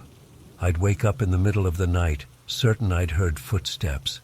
Sometimes I'd catch glimpses of movement in my peripheral vision, only to turn and find nothing there. The incident with the roof snow bothered me the most. I kept replaying it in my mind, trying to find a logical explanation, but there wasn't one. It defied the laws of physics. I found myself obsessively checking weather reports, dreading the next snowfall. When it finally came a month later, I stayed up all night watching the roof. But nothing unusual happened. The snow fell evenly across the whole thing. As time passed, the acute fear faded into a constant low-level anxiety. I still struggle to feel truly at ease in my own home. Every now and then, usually when I'm drifting off to sleep, I'll hear that thump on the roof again. It jolts me wide awake, heart racing. I've tried talking to friends about what happened, but they all think I'm overreacting. They say it was probably just a burglar who got spooked and ran off. But that doesn't explain the roof, or the footprints that vanished, or the lingering sense that something is just off about this house. I've thought about moving, but I can't bring myself to do it. Part of me is afraid that whatever happened that night would follow me, and another part desperately wants answers. So I stay. I go through my days trying to act normal, pretending everything is fine.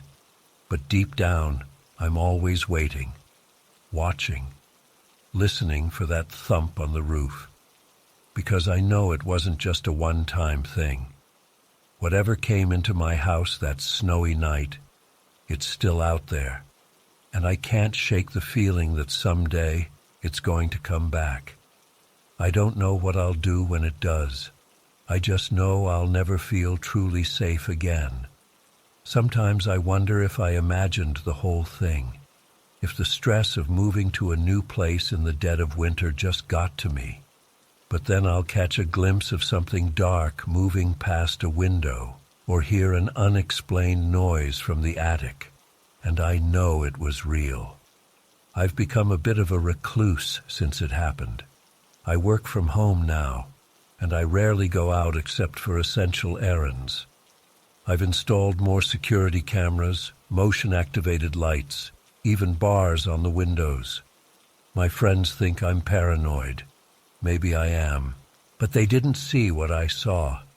They didn't feel the bone-deep terror of knowing something impossible and malevolent had invaded their home. I've tried to research similar incidents, hoping to find some explanation.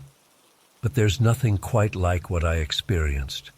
Sure, there are plenty of stories about home invasions or unexplained phenomena, but the combination of the strange snow, the vanishing footprints, the fleeting glimpse of the intruder, it's unique, and that makes it even more terrifying. Sometimes, late at night when I can't sleep, I find myself staring at that section of the roof where the snow didn't fall. I've examined it countless times in daylight, looking for any kind of explanation. There's nothing visibly different about it. No special coating, no heating elements, nothing. It's just a normal part of the roof. But on that night, it wasn't normal. And that's what haunts me the most. The idea that reality itself can just change. That the rules we rely on to make sense of the world can suddenly stop applying. I've considered seeking professional help. Maybe a therapist could help me process the trauma, find a way to move past it. But I'm afraid they'll just try to convince me it was all in my head. And I know with absolute certainty that it wasn't. So I cope as best I can. I've developed routines and rituals that help me feel safer. I check and recheck the locks multiple times a day. I never go to sleep without doing a full sweep of the house. I keep a baseball bat by my bed, though I'm not sure it would do much good against whatever came that night. The worst part is the waiting, because I'm convinced it's not over. That first incident felt like an introduction, a way of letting me know that my home, my sanctuary, isn't as safe as I thought, that I'm vulnerable. And now, every day, I'm waiting for the other shoe to drop, for whatever it was to come back and finish what it started. I don't know what that might be. I don't want to know, but the anticipation is almost worse than the fear of that night. At least then, it was happening. Now, I'm stuck in this limbo of dread and uncertainty. I've tried to find some meaning in it all, some reason why this happened to me. Was I chosen for some purpose? Is there something special about this house? Or was it just random chance, and I was unlucky enough to be here when, whatever it was, decided to visit? I don't have answers. I'm not sure I ever will. All I know is that my life is forever changed, I can't unsee what I saw, can't unfeel what I felt. So I live each day on high alert, always watching, always listening, hoping that if, when it comes back, I'll be prepared. But deep down, I know I won't be. How can you prepare for something that defies explanation? All I can do is wait and wonder and hope that someday, somehow, I'll understand what really happened that snowy night in my new home.